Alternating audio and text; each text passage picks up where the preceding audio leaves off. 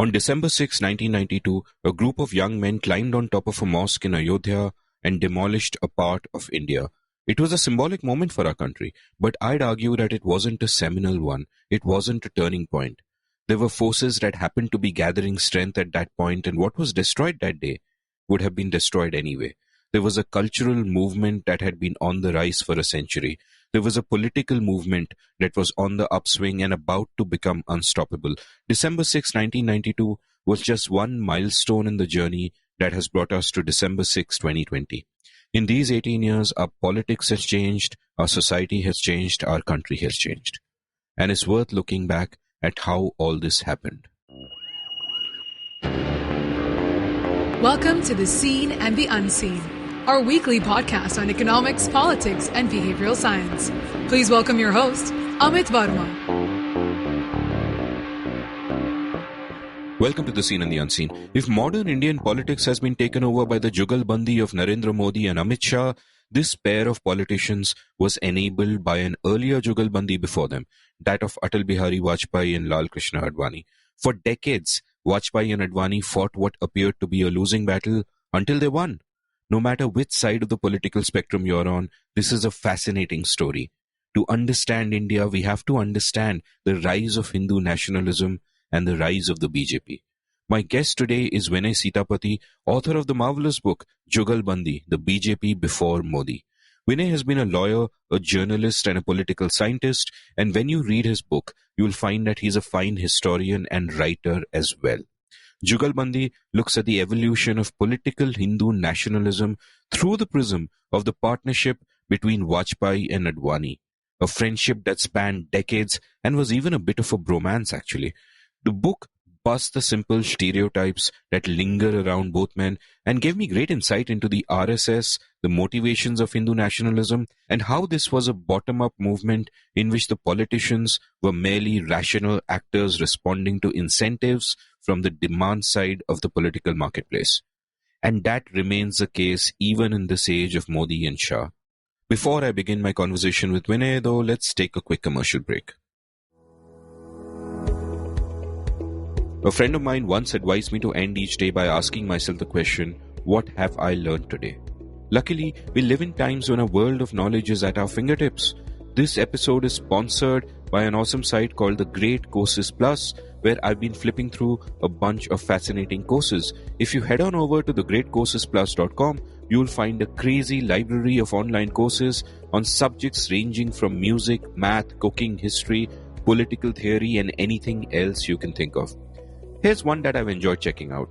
Games People Play, Game Theory in Life, Business and Beyond, taught by Scott P. Stevens. This course consists of 24 lectures about game theory, and it touches on two sports I'm passionate about, poker and chess.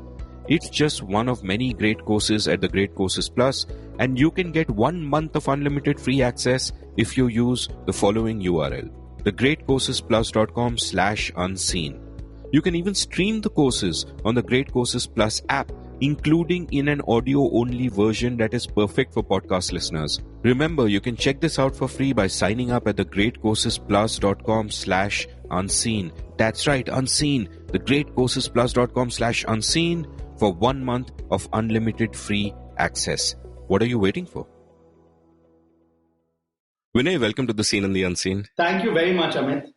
Before we start, and I must say I enjoyed reading your book enormously, tons of insights in there for someone like me. Let's talk a bit about your personal journey though. This is of course your second biography. Your first one was of P.V. Narasimha Rao, but let's even sort of go a little further back in time.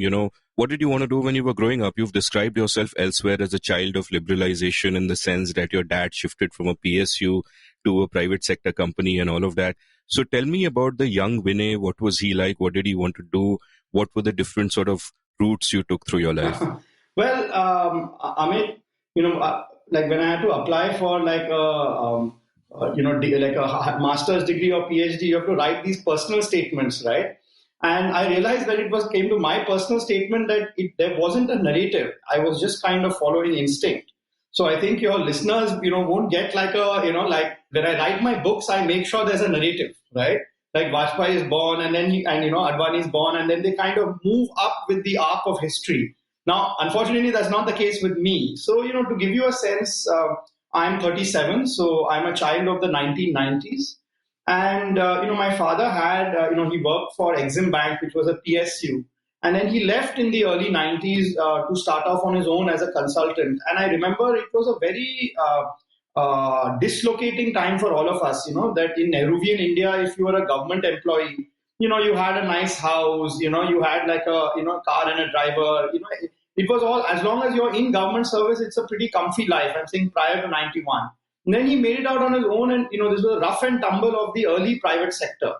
And I still remember, we didn't have a car and okay, whatever. But, when you're a kid, kids talk, they make jokes, it's a thing. And so it stayed with me and I couldn't quite understand it or I couldn't quite make sense of it at that time. But I knew that there was a shift. For example, I remember sometime around 95. So I'm, born and brought up in Bandra. I'm from Bandra. And I remember McDonald's coming for the first time, in Linking Road.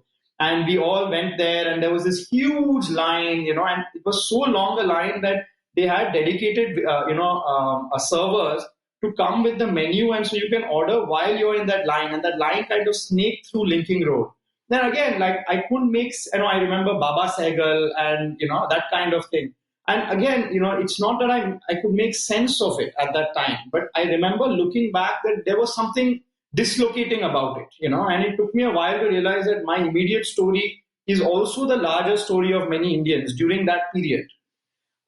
Then the other sort of, again, in the early 90s, something that I grew up with was the rise of the BJP. In 95, the Shiv Sena BJP comes to power for the first time in Maharashtra, where I was. And it ended basically a total hegemony of the Congress. So even the non-Congress governments in Maharashtra until then was broadly splinter groups, And I remember very clearly the Bombay riots, immediately after the demolition of Babri Masjid, whose anniversary is right now. So this is, just soon after December 6, 92. And I remember, we were on this side of the Mahim Creek in Bandra Reclamation. And I remember we could all get onto the top of our building and look at the, timber yards owned by Muslims on the other side of the creek burning. And again, I couldn't, whatever, I was a kid. So none of this kind of, made sense to me at that time. But looking back, I think some of it may have lingered, and my first book was definitely a way to make sense of liberalization. And I focused on a person, Narasimha Rao, and sort of the core of the argument of the book is that liberalization wasn't fated to happen. McDonald's, it wasn't an inevitable march of history that McDonald's would open in Linking Road. But there was a lot of political maneuvering, right, done by the Prime Minister of the day that allowed it to happen against the arc of history. So in some sense, I was pushing against those who say that with the collapse of the Soviet Union, with the decline of the Indian economy, this was inevitable. And so that was the argument for that book. And for this book, I guess, I was looking a little more at Hindu nationalism, a little less as a biography. So as you've read, firstly, it's a biography of a relationship, right? It's not just a biography. And the relationship itself is a symbol for the larger question, why the BJP wins. Like what is the Hindu nationalism and why the BJP wins? So in that sense, this is more of a kind of a classically academic or scholarly question, which is, what explains the 100-year story of the BJP. But even so, I can, I do sense, looking back, that, that it's not a coincidence that these are my two books and I was a child of the 90s. No, that's fascinating. And you brought memories stumbling back because when McDonald's opened here, I remember sort of being in an auto going through Linking Road and realizing that the line to McDonald's started in car. Yeah, that was because I was part of the line. That was part of the...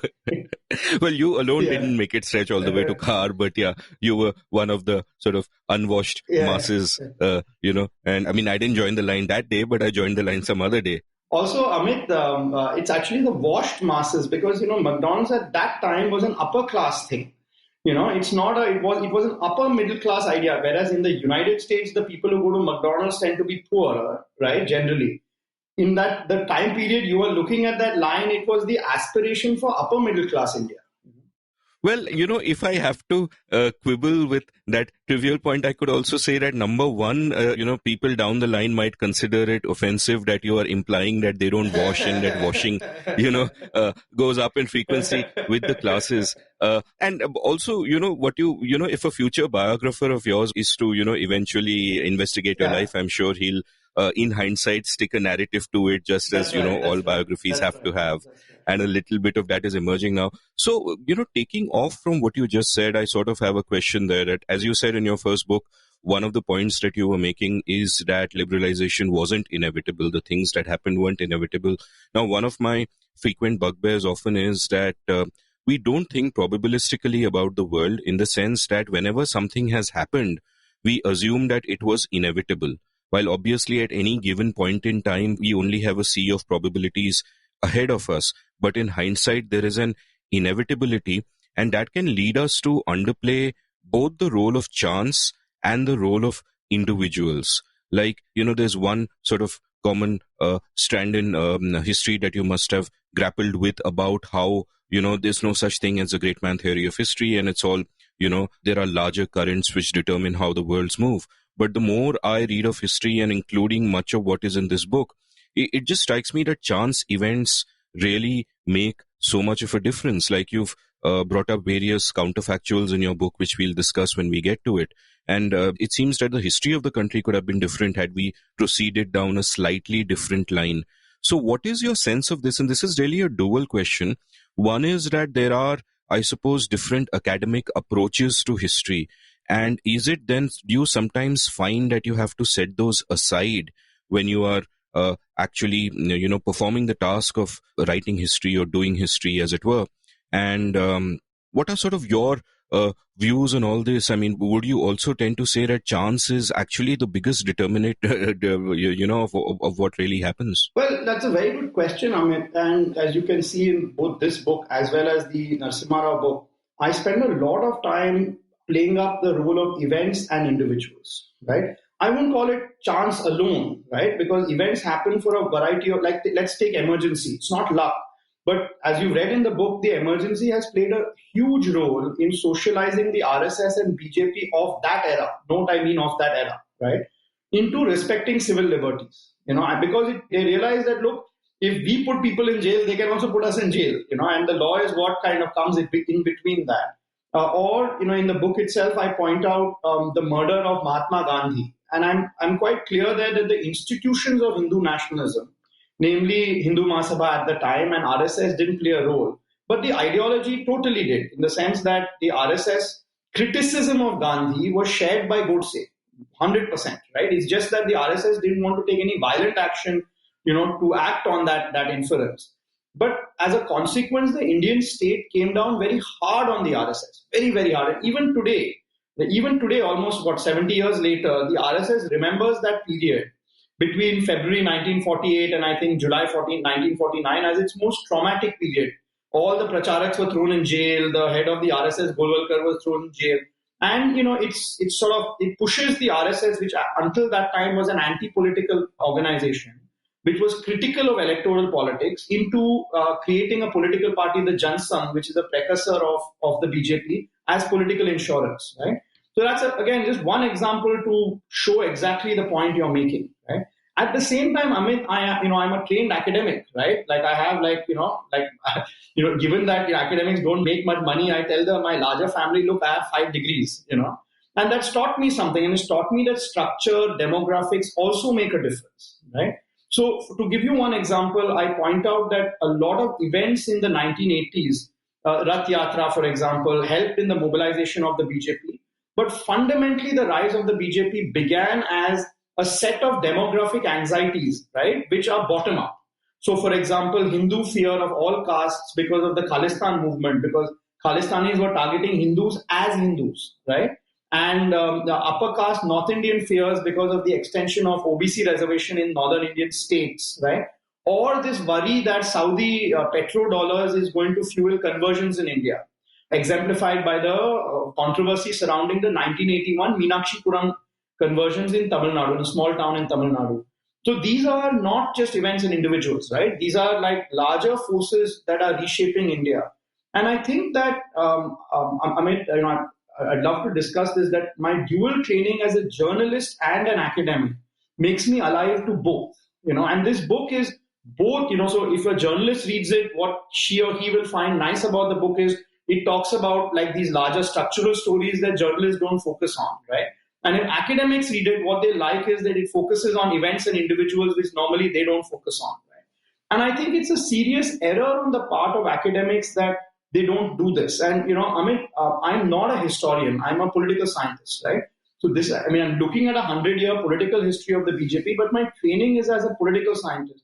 So I'm interested in causation, right? I'm not just interested in narration. So the end of the book, as you'll see, I give you a set of arguments, right, for why, what Hindu nationalism is. Look, it's not fascist, it's majoritarian, and also why the BJP wins, right? And in the 1980s itself, I give you a complex set of causal arguments because causation matters to me. And if causation matters to you, what causes the rise of the BJP, rather than just give a description of the BJP and say, I keep telling my students that, when you're explaining anything, it can't be a Gujarati thali with 100 explanations, right? You have to say that, look, the BJP rose because of A and B and not C and D. That's very important for me, right? That you also have to exclude the arguments that you don't think work. Otherwise, it's a bit of a cop-out to say that, look, there's a bit of everything, right? But if you have that kind of mentality, then you should be open that, look, occasionally events matter. Occasionally individuals matter. Occasionally structures matter, right? Like, to give you another example, unrelated to India, Amit, let's look at the Brexit, right? The decision of the United Kingdom to leave the European Union. A lot of that is explained through personalities, the personalities of the time. So just looking at these larger structural reasons, globalization, decline of white working class pride, you won't get Brexit. And if you are a social scientist who is honest or wants to be honest about not peddling your pet disciplinary lens, but finding an answer to the truth, you have to be kind of ecumenical about the approaches that you use. That's how I came to it, Amit. In fact, I would say that, I began my career as a lawyer, in the sense I studied at National Law School, Bangalore, and Harvard Law School.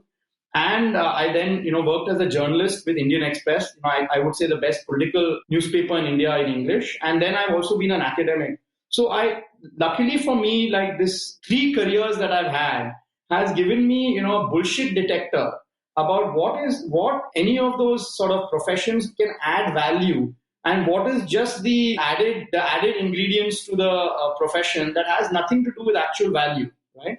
So, for example, lawyers are trained to write petitions in a certain kind of way. Now, it's not very well written. It's not very logical. If you look at, Supreme Court judgments, they're not well written. But one of the reasons they're written using a lot of jargon is to prevent non-lawyers from writing it. Otherwise, the lawyers, why will you go to a lawyer if you can write your own petition, right? Academia is like that. You have entire disciplines who focus on jargon. Because if they were very clear about what they were trying to say, people will say, why are we paying this, why are we paying this salary? So it's given me, I think, luckily for me, I don't have to, put myself in a box that way, Amit. And I'm very proud of that. And I think you're like that too.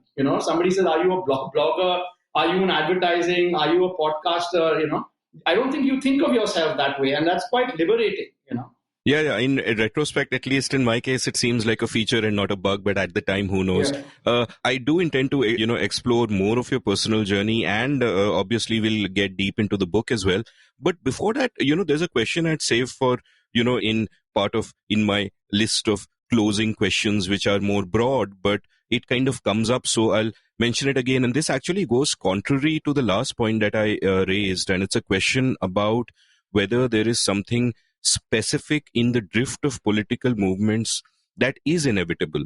And the question sort of struck me first when I was reading about what happened right after Gandhiji's assassination, where, obviously Godse had once been part of the RSS, but not for a long time. And, it's very clear the RSS had no role to play. And secondly, while the RSS was banned, the Hindu Mahasabha wasn't banned, partly because, of course, Shyama Prasad Mukherjee was in the cabinet, but also because the past that we realized that even though these people were in the Hindu Mahasabha, they were a sort of an extremist faction of it. And therefore, there's no need to blame the whole party or the movement for it.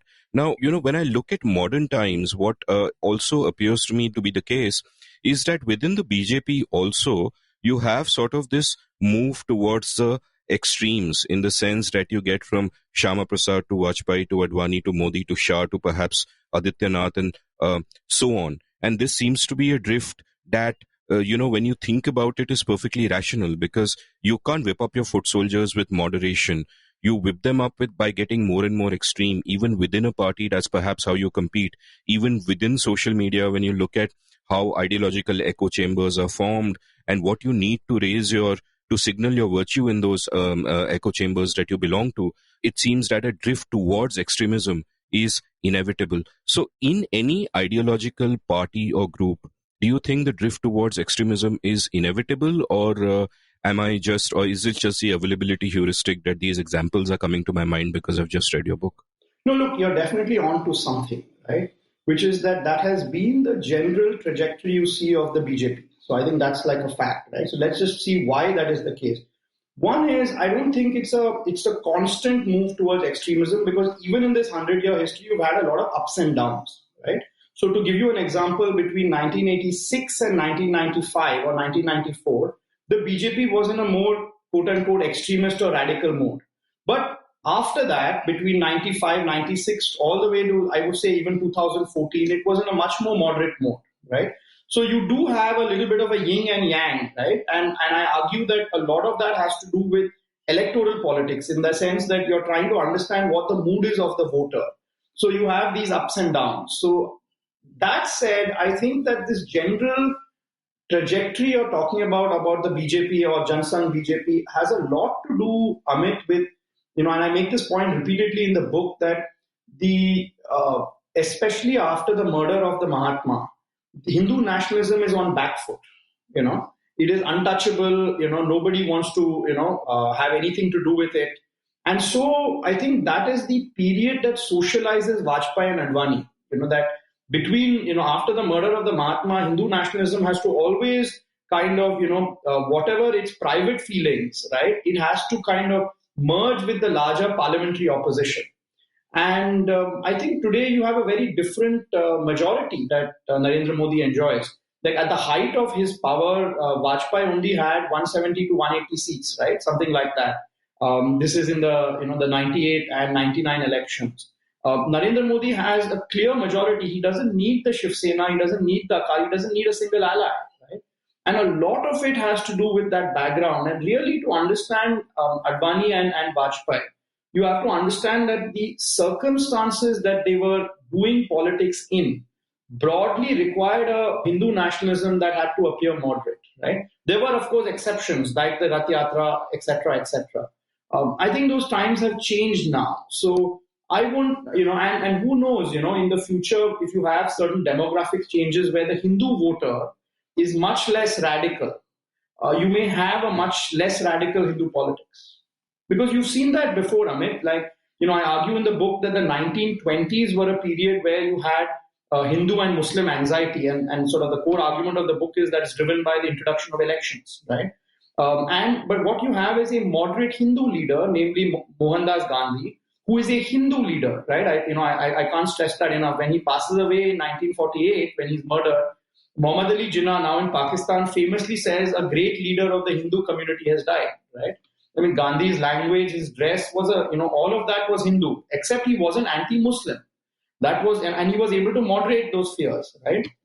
But in 1980s, when you had Hindu anxiety once again in the air, you didn't have a moderate Hindu leader, right? So therefore, you ended up with much more radicalization.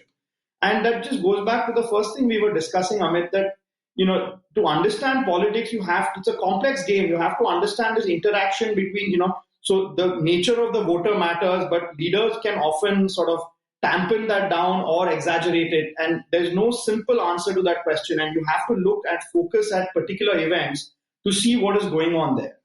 So just kind of thinking aloud and carrying on from there, while you point out that there was an ebb and flow from, say, the 80s onwards until now, it is also the case that ebb and flow might have been in the politics itself, that is in the supply side of the political marketplace. But in the demand side of the marketplace, it just continued down the road of extremism, in the sense that the reason Vajpayee was replaced was because he didn't get that. He was moving towards this moderate path of Gandhian socialism, as he called it. And then, after 84, he had to be replaced because they did so badly. And, then Advani was forced to take the party in the sort of other direction. And I'm also struck by this interesting Amit Shah quote from your book, where Amit Shah in 2019 is asked about the difference between the pair of Atal Bihari Vajpayee and L.K. Advani and himself and Narendra Modi. And you quote him as saying, quote, "They never believed that fully waving the Hindutva flag could win them votes. This is a difference between us and them." Stop quote. So in a sense, even the move towards Hindutva that, Advani and Vajpayee seem to go towards seems kind of reactive to what they feel will win them votes, and a correction of their previous mistake at not recognizing that. Whereas, Shah's drift seems to be that he and Modi are more of true believers than those guys were. So any... No, I think that's right, but that still goes to the demand, at least in part, amid the demand side part of the argument. Look, the creation of a unified Hindu vote bank today, right, that is really the big story of 21st century India, where the BJP is not an upper caste party. If it was an upper caste party, it would get 20% of the votes. And many of my left liberal friends go on and on about how, and I'm saying, look, if it's you think they don't know if it's an upper caste party, that you're not going to win a single election in India. You can't, and if you wear a mask for 100 years, you end up with an OBC prime minister and a Dalit president. And that consolidation that the BJP is having, for example, in the 2019 elections, Modi won more Dalit, OBC and tribal than anyone else, right? Than anyone else, with a plurality than anyone else. This is the big story to me of the of the late 20th and early 20th century, because that radically changes the nature of politics, including the supply side. Lot of the supply of politics in India is premised on the fact that no voting group in India is more than 15-16%.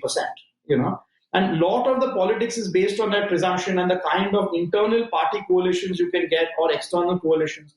Now, given that, that social reality is changing in India, you're going to get a very different form of politics.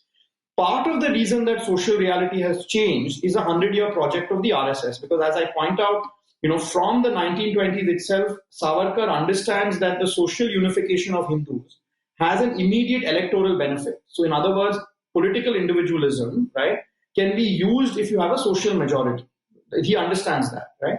So part of it is the work of the RSS, etc., etc. But part of it, Amit, are ground up forces like urbanization, right, where you have Hindus of various castes moving from the village to the city, and their caste identity gets diluted just a little bit, but their religious identity gets heightened. You're seeing that. And that is likely to be a modernization story, which is a bottom-up story rather than just top-down, right? And so while I hear you, right, that leaders matter, this is my second kind of biography. But in this book, I'm much more alive to the fact that, the story of Hindu nationalism is a story of Indians and of Indians changing as much as it is a supply-side story. So I'm fascinated by something you just said, which is, of course, one is a truism that caste identities do get diluted a little bit when you come to cities because larger economic networks, greater costs of discrimination and all of that. But you also said that religious identities get heightened. Now, why is that? Is that sort of because of the ghettoization that can sometimes happen within cities, or, can you explain that for me? Amit, one of the things I take very seriously as a researcher is that if you haven't researched something, don't give gyan. And this is something that I have as a kind of background music in the book, right? And it's based on secondary sources. It's not primary work that I did. I did about 200 interviews. I did a lot of archival work, both, the party archives as well. But this is something that, and frankly, I don't think there's very good material to understand what you said. It's a reality that is unfolding in our eyes. So I have some access to secondary literature, but I would rather tell the listener something that I know confidently rather than speculate, So I can sense it. And I think academics typically take about 10-15 years after you sense something to come up with the answer. But I think it's the big question in India today, which is the social basis for the dominance of the BJP. And too many people who tend to portray Modi as just a fascist, as just an event manager, they miss that this is the raw power of Hindu nationalism, And I think, maybe this is the next project that I'll focus on, which is to look at the social basis of Hindu political unity, as it were. But at least for me, Amit, it's a bit early for me to sort of speak confidently. Fair enough. I'll take this opportunity to book a session with you in advance for 2035. So when you have figured this out, kindly come on my show and let us all know. Let's now, after these little digressions, and we'll come back to this to discuss all of this in much more detail.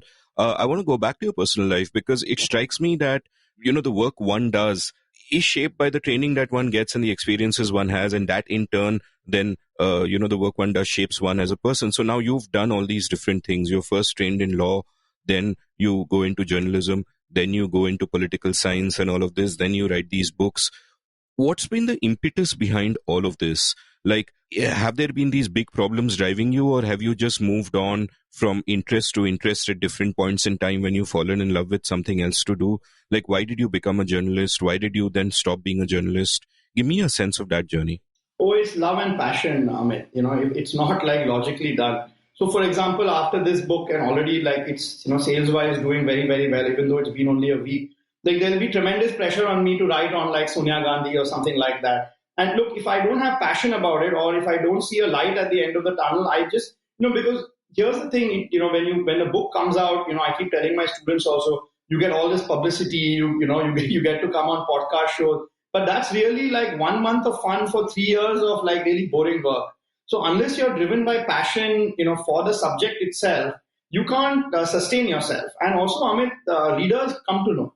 They come to know very quickly whether you're trying to sell them a lemon or you're actually passionate about a subject, And even if people disagree, if they realize that you're genuinely motivated, readers forgive, and readers can sense this very well, So I've always, at least the way I've seen myself is that if I like an idea, I try to do it. For example, given my academic career, the logical pressure should be I should, publish in obscure journals, I should, that kind of thing. But if it doesn't give me happiness, I find I'm not very good at it. So I might as well do something I'm passionate about, because A, I can sustain myself and I'm good at it, right? I think, I went into National Law School, Bangalore, because, frankly, after my 12th standard, I didn't, the first question from middle class background is, do you want to be an engineer? Do you want to be a doctor, right? And, if you don't want to be any of this, how about a chartered accountant, right? To give you a little bit of added flavor to your life.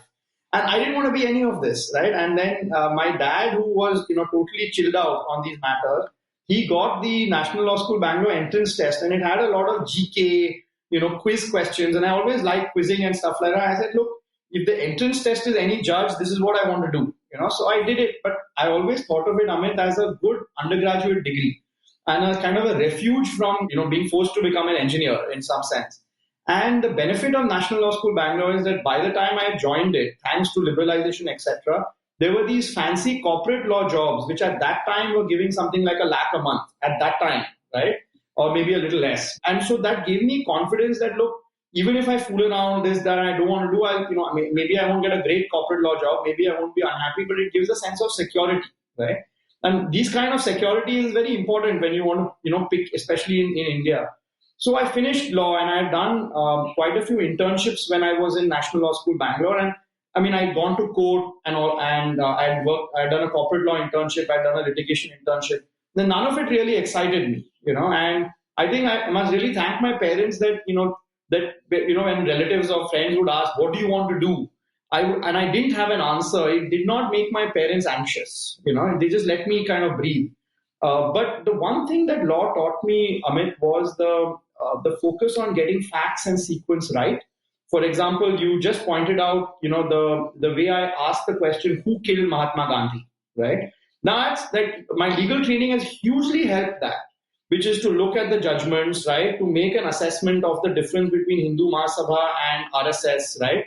And Savarkar, because that's a separate question, right? And look at the various, forum in which Savarkar was judged, right? Including in 1966, much after his death, etc., etc. That is definitely my legal training, and I'm proud that both this book and the Narasimha Rao book is broadly bulletproof in that you can't, I'm sure you have disagreements, Amit, about the book, but there aren't facts there that you will, easy bloopers, easy facts. All of that is the obsession with legal training. And to give you an example, Amit, lots of people read drafts of this book, including 4 or 5 of my close law friends. And these are friends who charge like 60,000 rupees for an hour of reading. That's basically, so their eye is very, very good for detail. And I would say I'm a bad version of that, which is that I don't, my value is not 60,000 rupees for an hour of reading, but certainly an eye for the detail of the text, getting the facts right, crossing the T's, dotting the I's. And look, in a as controversial a topic like this, Amit, it's very important because ultimately it's what builds credibility with the reader, which is to me everything about writing a book. And I think my legal training is very, because I ran away from the law and etc. etc. But if I have to give my due to it, it's an obsession with facts, obsession with getting it right, an obsession with exercising judgment on facts that are not 100%, because lawyers sometimes have to reconstruct a little bit based on a preponderance of evidence, right? All of this, that sensibility is very much a lawyer's sensibility, right? That said, I hope, Amit, you can tell your listeners that I don't write like a lawyer. I hope you can say that.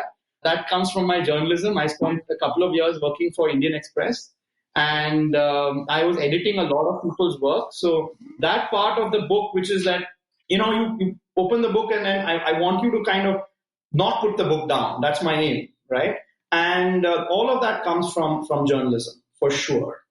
No, in fact, I will, tell my listeners that this is a wonderfully readable book and indeed, unputdownable for me. I did read it in sort of 2 stretches. My other question is that this book is also very interesting because it's simultaneously a work of history and journalism, in the sense that it's covering a political movement that's been 100 years in the making, but at the same time, that political movement is at its peak now, and some of its protagonists are at their peak now. Though, of course, it's a book about the BJP before Modi, but yet he does play a significant part sort of towards the end of it. Now, in terms of, you've already spoken about how your legal training helped you in the work that you did and in the rigor that gave you. Now, give me a sense of how you went about doing this book and how journalistic rigor and academic rigor came together. So what is, in your process of writing the book, how different was it from how a pure journalist would approach it or a pure academic would approach it? Though one could argue that in these days, neither of them can be pure, but you get what I'm saying. Yeah, no. So let me first begin by saying that I think journalism really taught me 2 things, which has helped me in this book and the previous one. The first thing, Amit, is that it really taught me that the story is more important than you are, right? Or that story is more important than I am. And this is something that academics don't get, that the reality is not created in their mind, in their university, in their ivory tower. There is a reality out there, and we have a variety of tools to try to understand that reality, make sense of that. We have to be very humble, very, very humble about that. And I told myself that, look, if I'm writing a book on the BJP, my view on the BJP is irrelevant, right? It's not, and frankly, it's irrelevant to the reader. That's not why the reader is paying this money and reading the book. And that the phenomena is bigger than I am. So to give you a very simple manifestation of that, the only person who has a bigger ego than a source is the secretary of the source. And it wields a little bit of power, but will kind of make you known. And if you're the kind of person who bristles at that, who doesn't like the fact that some junior functionary is making you wait for like 2.5 hours, in a smelly ante room, then you shouldn't be in this business. And I learned that from journalism a lot, I also learned, Amit, because when I worked for Indian Express, Shekhar Gupta was the editor-in-chief. And I'm sure many of your listeners see Cut the Clutter, which is his iconic show right now. But he used to do that with us. We were all junior journalists there, and he used to kind of just walk into the newsroom and tell us story after story after story. Now, I think that really taught me that, look, there is a way in which you can tell deeper truths about Indian politics through an anecdotal story style.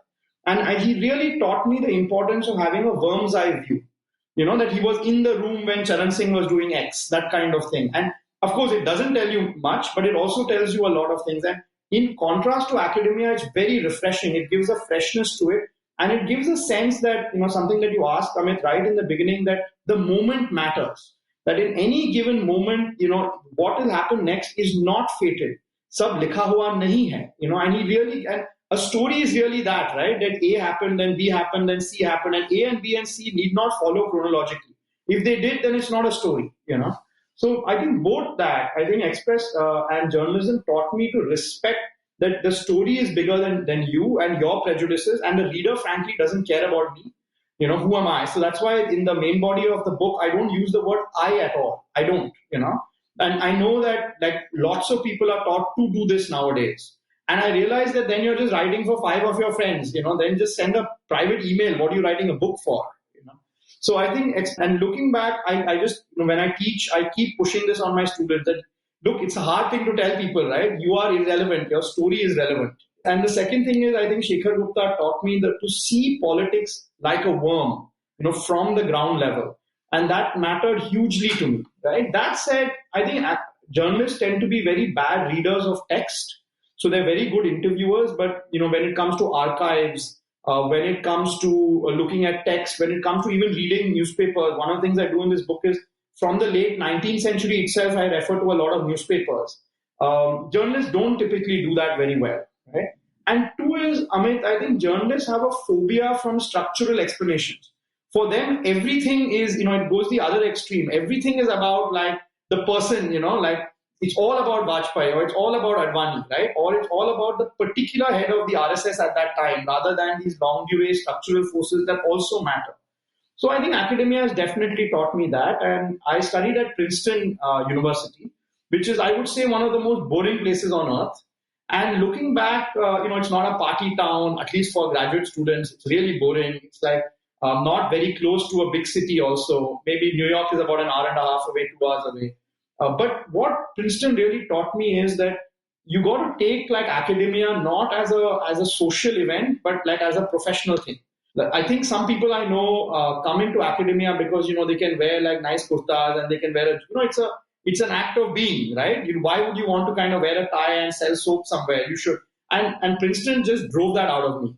That it's a brutal place. Like academia is about producing. It's about writing books. It's about writing articles. It's about going to the archives. It's about creating data in a thoroughly unromantic way.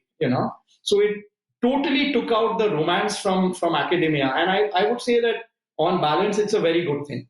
Because this kind of stuff is hard work, Amit, and if you don't have the appetite for that, then you end up making mistakes, No, I love your book, not only for its fluid prose, but also for what you just said, that I couldn't make out where you stood on any of the issues, and I didn't really care because the story was sort of riveting enough to keep me going. Now, before we actually get to the book, one sort of final question, which sort of intrigues me because knowledge management is also something that I think about a fair bit, which is that, do you have specific systems of knowledge management, because you're doing a lot of archival work, you're digging up a lot of old sources as academics would. At the same time, you're interviewing many people, and so how do you organize all of that material? When does narrative sort of start to take shape? How do you avoid the danger which you clearly have of having a preset narrative in your head and then just finding the stuff that fits that? All these these are questions that I obsess about endlessly because the process creates the product, Amit. There are very few mistakes in this book because I created a process, what you call knowledge management.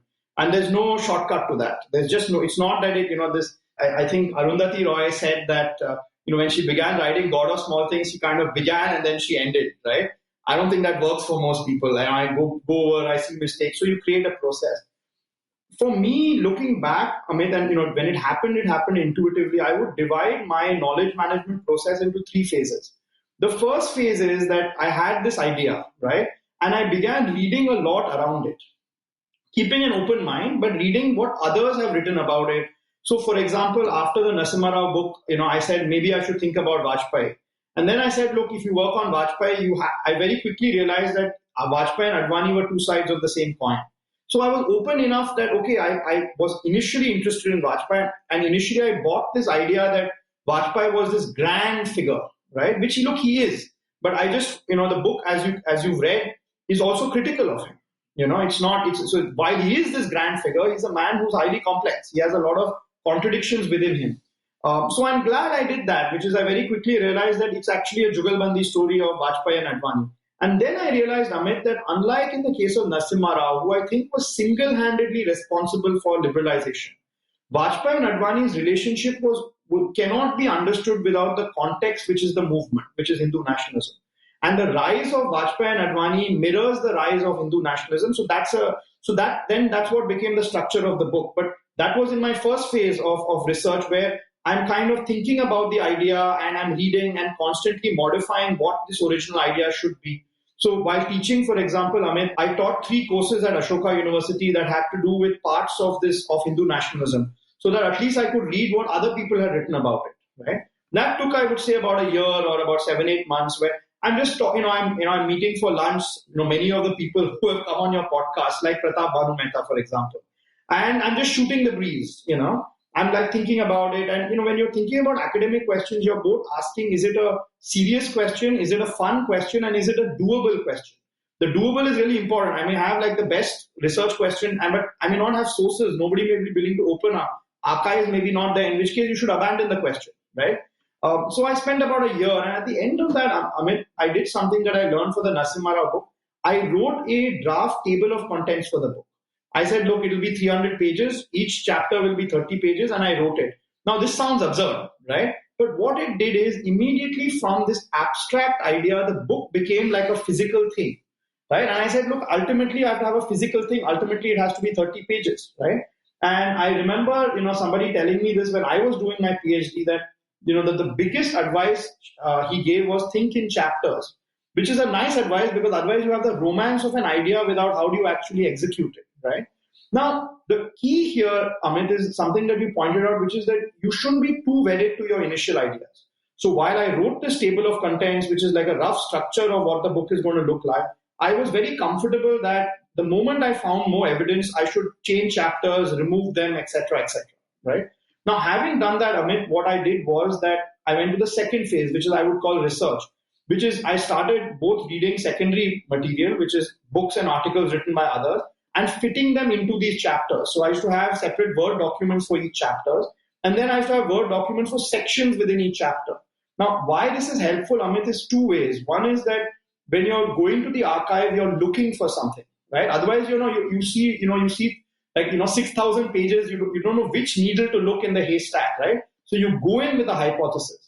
And second is that when I'm reading something, I'm immediately being productive and saying, acha, ye to is chapter mein aayegi, ya ye to, this is going to come in this page. So it's quite, so it saves a lot of time. Otherwise, I realized, Amit, from the time I was doing my PhD, that because research tends to be open-ended, you could spend 50% of your time researching on something that is only 10% of the book. And some of that, quote unquote, wastage is inevitable. That's what happens. You have to go down some blind alleys when you're doing research. But you should avoid going down too many blind alleys, right? That said, the biggest problem of this approach is that you may end up with a predetermined outcome. So, to use the popular phrase when it comes to writing, you should be happy to kill your babies. The moment you realize, you may have this great idea, you may have spent a month kind of telling yourself, yeah, acha, this is how the BJP works. But if an evidence points otherwise, you have to say, I'm sorry, I was wrong, And if you don't do that, then the reader is able to smell very quickly, is your opinions and conclusions driven from the evidence you provide, or are you trying to sell me something? And in this age, amid the post-fact world, everybody is using facts to actually sell an agenda. And I think readers are totally inured from it. They're very irritated with it. So I was very, very sensitive that the moment the evidence or somebody told me something, some archive, some newspaper, gave me a slightly different view, I should present it. Like, to give you one example, I came in with the standard view that, Vajpayee, the moderate, Advani, the hardliner. And I very quickly realized that Advani's background is exceedingly complex. He's, like most of the listeners of this podcast, a Macaulay Putra, somebody who speaks English as the first language. He grew up to enormous wealth in Karachi. His family had a game room, huge house. They had a Victoria horse-driven carriage. He was playing tennis when someone told him about the RSS. Who joins the RSS after a tennis game? And he wouldn't have joined RSS had it not been for the looming catastrophe of partition, which splits his hometown and makes his rich family near poverty. So immediately when I realized that I had to change this original idea of a classic jugalbandi between a moderate and a hardliner, because it was much more complex, right? So that's, again, I think something where journalism has helped me, saying that you can't be wedded to your own ideas. If this is the famous John Maynard Keynes line, right? But when the facts change, I change my mind. What do you do, sir? So I that's the second stage, Amit, which is research, right? And then what I have learned to do is to start writing quicker rather than later. Because there is this sense I realize that perfection is the enemy of production. And a lot of academics and researchers are saying that, look, I have to now read 4 more books before I start writing, right? Or I have to interview 3 more people before I start writing.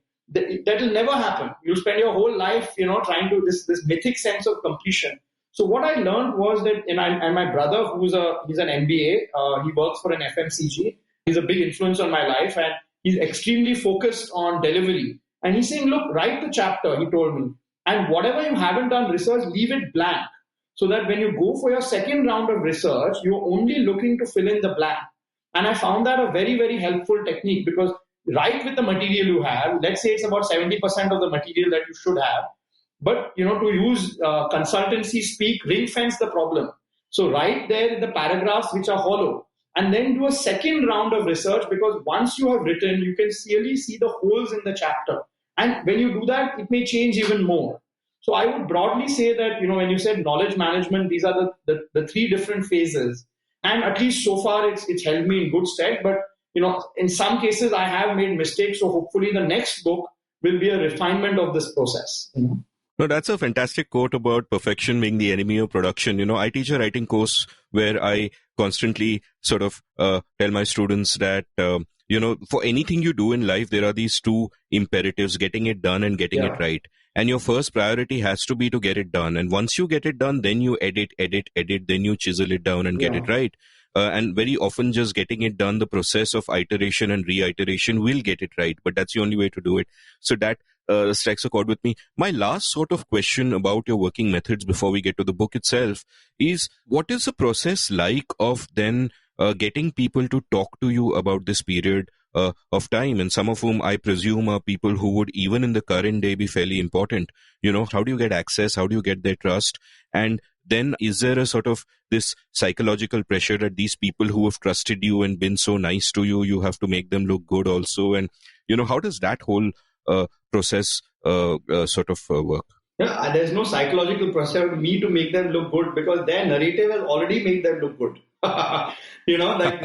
Everyone in their story, Amit, is the hero or heroine of their own story. Some people do it obviously, some people aren't even aware that they're doing it, So this is like you have to deal with this, and it's hard. But it's a hard question, because there's no simple answer to it. If it was a simple answer, then anybody could see this podcast and become the world's best journalist. And I'm not a good journalist, but my 2 years in journalism made me look at the best and look at how they try to answer this question, right? Like, how do you cultivate a source? How do you make people trust you? Because in India especially, there's no shortage of people who want to speak. Everybody has a story. Everybody wants to give gyan. The issue is, do they trust you? That's the issue. And luckily for me, my first book, I had again interviewed a ton of people, and I was very careful about it. In that I sent out emails to everybody after, just before the book was coming, saying, look, this is the paragraph you have been quoted. So not only did I ask their permission for their quotes, I gave them the 2 sentences above, the 2 sentences below, right? And I think that, this is from whether it's Prime Minister Manmohan Singh or it's like the doctor of Narasimha Rao, I used the same rule. I didn't change that, right? And I realized that brings credibility, that people realize that, look, speak, I don't record, so I write down. So I have nothing to hold on. So, later on, if they deny it, I'm screwed, right? They know that helps build trust. And so when really their consent happens, when I send them an email later and they say, yes, quote ABC and don't quote XYZ. And this happens all the time, Amit. And also people speak very freely, but 7-8 months later, when I'm actually sending them the quotes, their life circumstances have changed and suddenly they develop cold feet. And I think one of the things I regret in the book is the number of names I could tell you would add even more credibility to the book. Like it would blow your mind up. But I'm just bursting to tell you that, look, there are maybe about little less than 100 names that are quoted, but the 100 names that are not quoted maybe even more like, juicy. But I just can't do it. If I do it, nobody will talk to me for my third book. Nobody.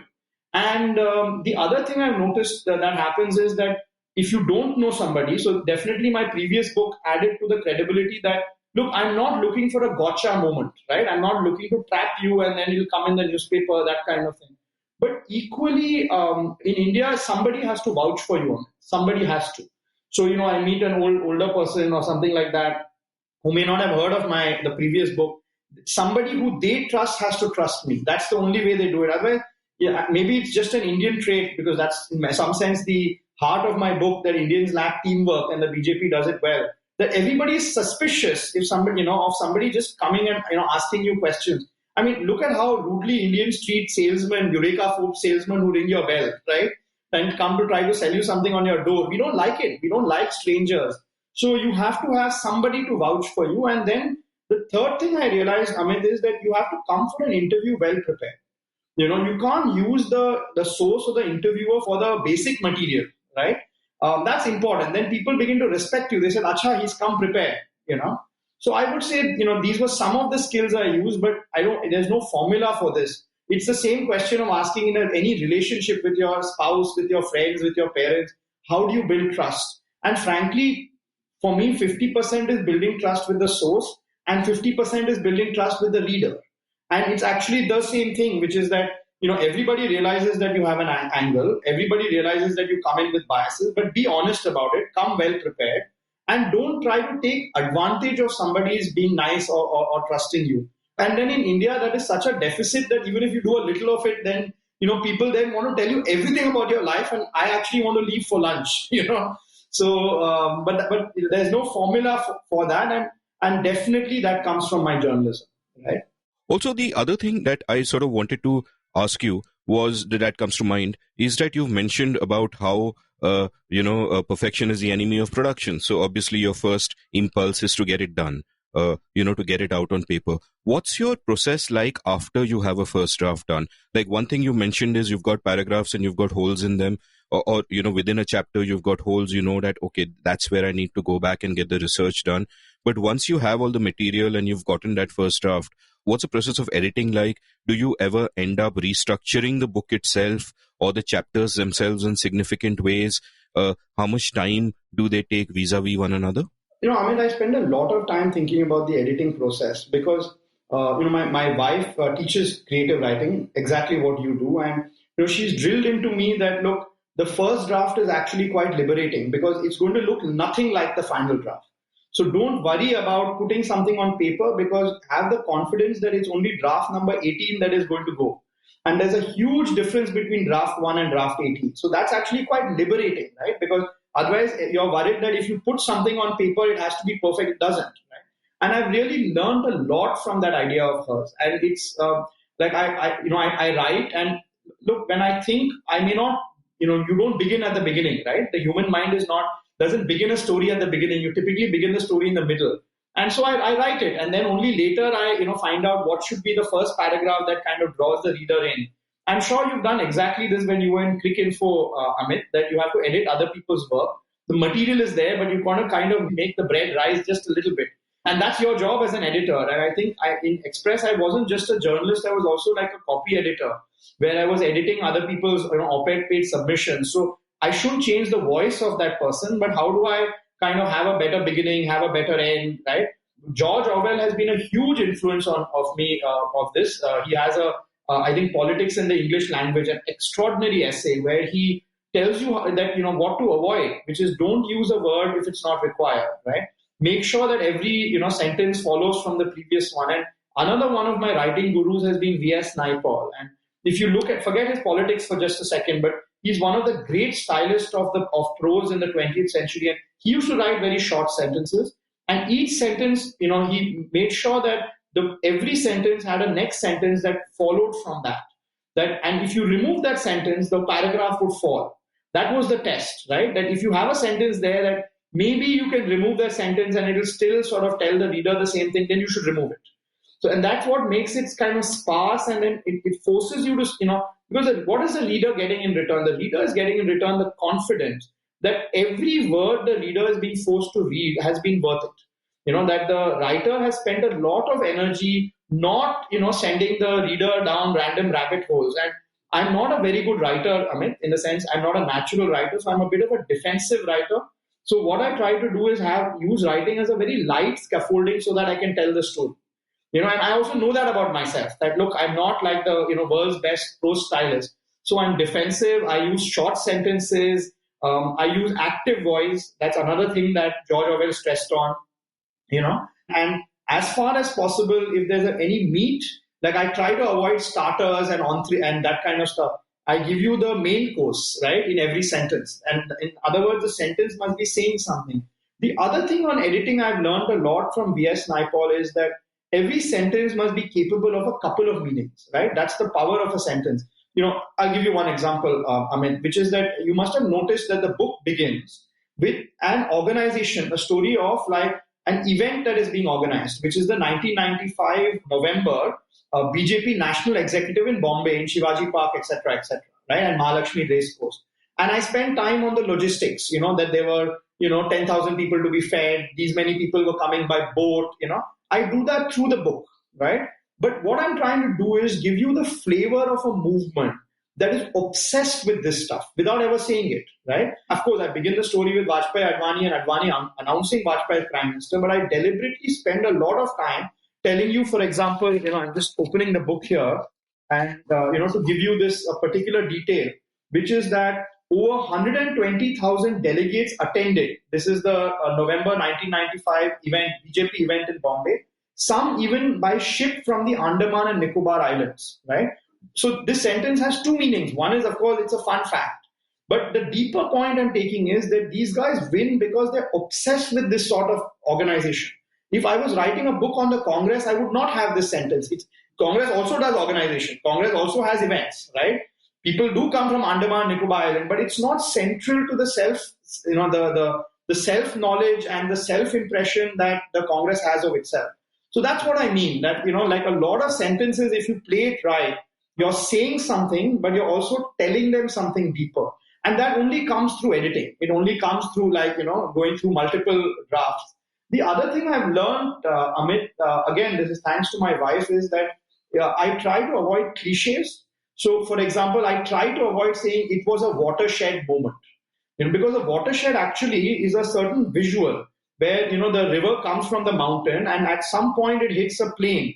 And at the watershed, the river can go in multiple directions. So the technical use of watershed is an event, right, that can go in multiple directions, right? Whereas we use watershed today to mean an important event.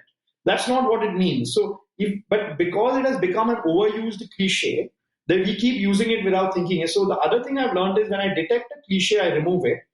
And I try to look for a synonym, or I like to look for another thing that communicates. And, there's all these thesauruses and dictionaries online, so life is quite easy. But none of this is conceivable in the first draft. This actually happens in the 8, 9, 10 draft. And my only hope is that the reader realizes that all this effort is to make her happy. And that to me, I'm very clear that, I have one boss in this book, and that's the reader. No, I mean, everything that you said strikes such a chord that all my writing students and listeners of this podcast will be wondering if I sat down in advance and trained you to say all of this. But then, as you said, your wife is a writing teacher. For example, when I used to be an editor in Pragati and elsewhere, whenever someone new would write for me, I'd first make them read politics in the English language. Wow, I didn't know that. It's just a seminal essay. Just to tell your listeners, this is not fixed, huh? Yeah, it's not fixed at all. And Orwell's essays, in fact, are, what I consistently cite as my Desert Island book. It's a masterpiece. And it's an interesting bit of trivia for you, since you mentioned active voice. In his essay, Politics in the English Language, Orwell warns against using passive voice twice. And one of those times he does it in passive voice. Oh, wow. I didn't know that. I did not know that. Wow. Yeah, it's just a moment of irony, which and even what you said about cliches. The interesting thing about, and of course, cliches are bad because they don't invoke a fresh image and the reader's eyes glaze over, but they can also be inaccurate, like you said, watershed moment. And the cricketing example of that would be the ball sped to the boundary like a tracer bullet. Yeah. And if anyone's actually seen a tracer bullet, they don't go the way Ravi Shastri thinks they go. No, but that's exactly right. And what that does, Amit, is what you mentioned, that if you're trying to communicate something using a fresh image, the reader's eye doesn't glaze over. The reader pauses to see, right?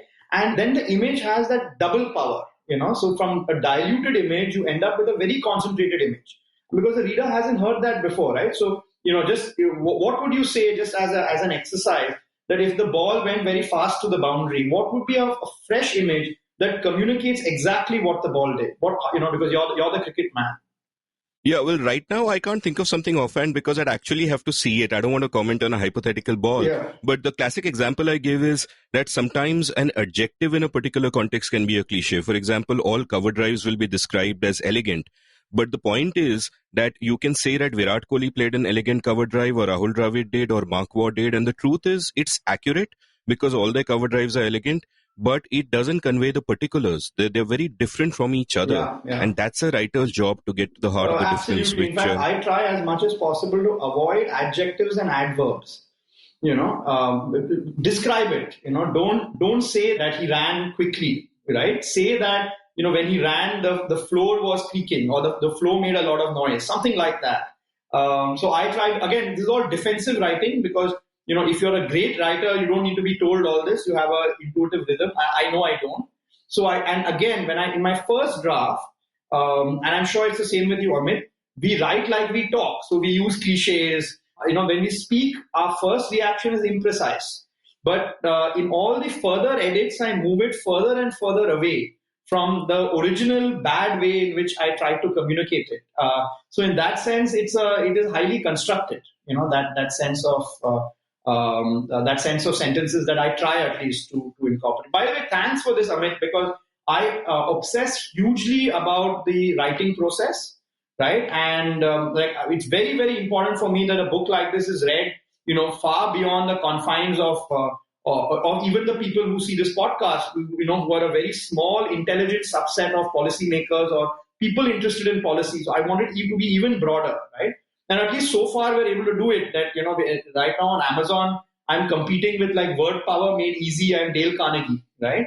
And to do that, especially for a topic that is this difficult, you have to obsess extra on the writing style. No question. No, that's especially important because, one thing, again, my last compliment of your book, because I don't want to embarrass you, but, Orwell once said good prose is like a window pane, which means you should not notice it. It is just meant to show you what's on the other side. And that's one of the qualities of your book. Though being a writer myself, I actually noticed quite a few superb sentences which you came up with, but in a writerly sense, they don't draw attention to themselves, but I noticed them. Maybe I'll get the chance to quote a couple of them as we go along. And the other thing that you said is also resonant with me, because one of the things that I sort of emphasize when I talk about writing is that, especially in India, the way we speak English, we've internalized a lot of bad habits. Yes. And the first task is to become mindful of them and eliminate them. So in fact, one of the exercises I give my writing students is to write a specific piece, whatever the theme is, but without using adjectives or adverbs, which they complain about a lot. This is quite eerie, Amit. I think we are on literally 100% the same mind on this here. Yeah. Verbs are your best friend. On that note, we will take to, give you an active voice sentence. We will take a commercial break now. As many of you know, I'll soon be coming out with a 4-volume anthology of the Seen and the Unseen books organized around the themes of politics, history, economics, and society and culture. These days, I'm wading through over 3 million words of conversation from all my episodes so far to curate the best bits. And for this to happen, I needed transcripts. And that was made possible by a remarkable young startup called TapChief. TapChief at tapchief.com is a digital platform that allows companies to outsource work to their network of freelancers. And TapChief's network includes more than 125,000 people as of now. You want people to make you a web page or design a logo or compose a jingle or do some digital marketing for you. TapChief gives you an easy way to reach out to freelancers competing for your work. I can say from first-hand experience how valuable this has been for me and solved a problem I was actually a bit worried about. So do go over to tapchief.com and check out all that TapChief has to offer. Maybe they could solve your problem too.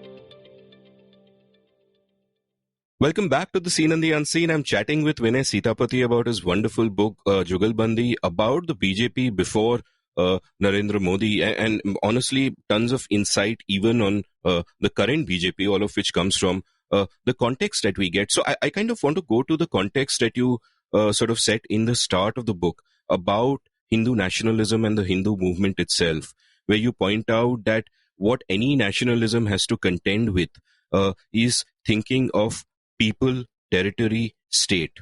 And you speak about how there were notions of Hindu territory from the Vishnu Purana onwards, But, as far as a Hindu people were concerned, there's no canonical book or institution. You just have a bunch of, a plethora of cultural practices, as you put it. And, of course, there are arguments about historians, whether there was an actual Hindu consciousness till our colonial overlords came and sort of spread that narrative. Now, and the closest thing that came to a Hindu state was, of course, Shivaji's Maratha kingdom. Now, I want to sort of go to 1906 and 1909. And one of the very interesting things that you point out, and again, it's an event in history that has massive consequences and has literally shaped our country even today, which is the British conception of the sort of elections that they would have in India, and therefore the demographic anxiety that they lead to among Hindus here. Can you elaborate on that a bit? So, Amit, you've asked two questions, right? One is the debate on who is a Hindu, what is Hinduism, right? And why this is a very tough question to answer. The second question you asked is, what does elections do to that, right? How does elections put unique pressure on trying to answer this question? So to come to the first one, Hinduism has 3,000 castes, as many subcastes, so many different languages and dialects, right? So it has a lot of internal diversity, both theologically as well as in practice. To add to that, it doesn't have a Quran, it doesn't have an authoritative textbook, and this cannot be emphasized. Some people say it's the Vedas, but the Lingayat community of Karnataka is an anti-Vedic movement, right? They are Hindu, right? And it also doesn't have an authoritative institution, unlike the Vatican. So therefore, a clear answer, an authoritative answer to the question, what is Hinduism or who is a Hindu, is not available. That's not available. Nonetheless, I push back against, let's say, Marxist scholars who argue that therefore there was no such Hinduism until British rule. So they say that there is Christianity, there is Islam, but there is no such. That's not true. And it's not true because a core part of Hinduism has been, as you mentioned, sacred geography, the idea of a Tirthan, which is the snowy mountains on the top and the oceans below, and the Indus on one side. And that is therefore, it is recorded in the Vishnu Puran. But even earlier, when you had Greek and Roman visitors to India, they very clearly had a sense that on this side of the Indus lies a very particular civilization. So one of the things is that while Indians don't have a group consciousness that we are Hindu or we are Indian, any outsider was able to say that this is a distinctive civilization, right? And even the word India comes from the word Indus in that sense.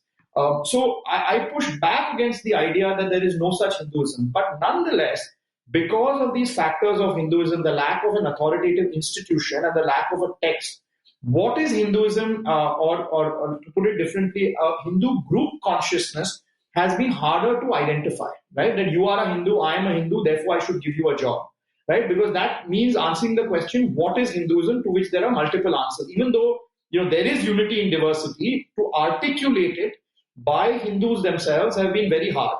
The first articulation of that happens by some scholars argue that it's the Vishnu Puranas, right? Around the 4th century AD, where you have a recognized architecture of Hinduism with the sects of Vishnu, Shiva and Devi being the sacred feminine, Jai Mata Di, etc., right? Others say it's really the advent of Muslim rule, which, created a Hindu consciousness. And a third group, the more Marxist group, says it's British rule, right? But whichever side you buy, and I am much more inclined, by the way, to buy the idea that, at least from the Vishnu Puranas, you have an architecture that resembles today's Hinduism, right? Whichever argument you buy, it's pretty clear that by the late 19th century, you have the quest for a Hindu identity. Thinkers like Vivekananda, Bhudev Mukhopadhyay, reform movements like the Brahmo Samaj, Arya Samaj are obsessed with the question, what is Hinduism, right? And I buy the argument that that is in some sense a response to British rule in India. But what this idea of who is a Hindu, what is a Hindu doesn't have is an idea of a state. So if you look at Bankim Chandra's famous book which had Vande Mataram in it, he doesn't think of an alternative to British rule. He is very happy with British rule at the end of it, right? So there's no articulation of what a Hindu state looks like. That begins to happen, as I argue, and that leads to the second question that you asked, only when the British introduce elections. Because the moment the British introduce elections in India, it's very limited, very halting, begins in the late 19th century, but really, with the Minto-Morley reforms of 1909 and the Montague-Chelmsford reforms of 1990, it's clear to all Indians that, look, one day we will have universal adult franchise and one day the British should leave. So that it's a slippery slope to parliamentary democracy. This creates, Amit, and this is a core argument and is the core original argument of this book, panic among Indians, absolute panic, right? The Muslim League is created out of this sense of panic. It was largely created by the rich zamindars of United Provinces, what is today Uttar Pradesh. Many of them were Muslim, right? And they had already seen that limited elections in the late 19th century had reduced their numbers to something closer to what their numerical strength was, which was 25% in pre-partition India. And they understood very clearly that once you get into this business of one person, one vote, you'll end up with the word majority and minority. Now, in India, the word majority and minority is, every child knows the word, even if you don't know English. But we forget that that word exists only in the context of elections. Otherwise, why does numbers matter? Elections and one person, one vote is the only principle where group size makes a difference in the kind of power you use. Today, we take it for granted. In the early 20th century, it wasn't for granted. Those were not the ways in which we thought about power. So the Muslim League is created with the specific intent of lobbying the British to reduce democracy defined as one person, one vote, right? They want parity between the 75% Hindus in India and the 20-25% Muslims, roughly. They want parity, right? Which would mean, as Savarkar correctly understood, that 3 Hindu votes is equal to 1 Muslim vote, right? At the same, and they create, and they are successful because right in the beginning, when the British begin to introduce this sort of elections, they have separate electorates for Muslims, which is only Muslims vote for only Muslim leaders, right? The Hindu Mahasabha is created as a response to this, the first national Hindu party. And their argument is, look, once you begin to do this, the voting power of a Hindu becomes much reduced as a Hindu, as an individual. Which is why, and this is a core argument of the book, Amit, I argue that Hindu nationalism was very comfortable with elections. Why wouldn't they be? Because Hindus are a social majority in India, right? So when you read or hear about the BJP even today, one of the incongruencies you see is this is a party obsessed with creating a social majority, right? At the same time, it is politically liberal, at least if you hear their words, right? So, for example, the idea that you should remove Article 370 and Kashmiris and the rest of India must have exactly the same rights is a form of political liberalism, that every Indian should have the same right. But underpinning that idea is an idea that Hindus are a social majority, right? That Indian Hindus have about 100 times as much voting power as the Muslim Kashmiri Indians, right? And therefore, equalization will help empower a Hindu social majority. And the game, Amit, and I argue that that's also the game behind the creation of the RSS, is to make sure enough Hindus vote as one. The 100-year project of the RSS, the Hindu Mahasabha, the Jana Sangh, is to create a Hindu vote bank. And Narendra Modi is the apotheosis of that 100-year idea, which is created through elections. Why does this idea matter even today? The idea matters even today because too many critics of BJP, say, oh, they're fascist, and think about non-democratic means to get rid of them. The only way to defeat Narendra Modi is on election day. There's no other way to defeat it. They are not fascists. They are obsessed with elections. They are constituted with elections. In fact, the BJP leader, offline, I'll tell you the person to add more credibility. Unfortunately, I can't tell you online. Had this fun, but let me put it this way. Imagine the most important BJP leader who you think will say this is likely to be that person. Told me that, I win elections in order to worship God, right? So you worship God through winning elections. And the argument here is not that the BJP is a religious force in that sense. It isn't. It's based on social identity. But that obsession with elections, like just now, Amit, while we are recording this, the Hyderabad municipal elections are going on. Municipal elections. And you had Narendra Modi going there ostensibly to see some vaccine, but really to campaign for it. Amit Shah has gone, Yogi Adityanath has gone. And at the very same time, Rahul Gandhi and his mother are holidaying in Goa. And I think his sister is holidaying in Himachal Pradesh. I may be wrong on the facts a little bit, but roughly. Why does the BJP do that? Because elections constitutes them. But I'm not giving them a free pass by saying that. I'm just saying that what did you think will happen if in a group-based society where every part of an Indian life is based on groups, you suddenly introduce a principle of one person, one vote. It's not that overnight Indians are going to become like Swiss citizens who vote on the basis of interest. Instead, the game is who is a Hindu? How do we redefine that, right? And it's not just Hindu nationalists who are doing this. You have the creation of a Dravidian identity in Tamil Nadu, which is a majority identity, right? Kashiram understands that you can create an anti-upper caste identity, which is the Bahujan identity, which is about 80% of India. So democracy in a group-based society incentivizes politicians to constantly expand group size to conjure up majorities so that they can win elections, right? And in that sense, the BJP is a natural product of what you get when you introduce elections in India.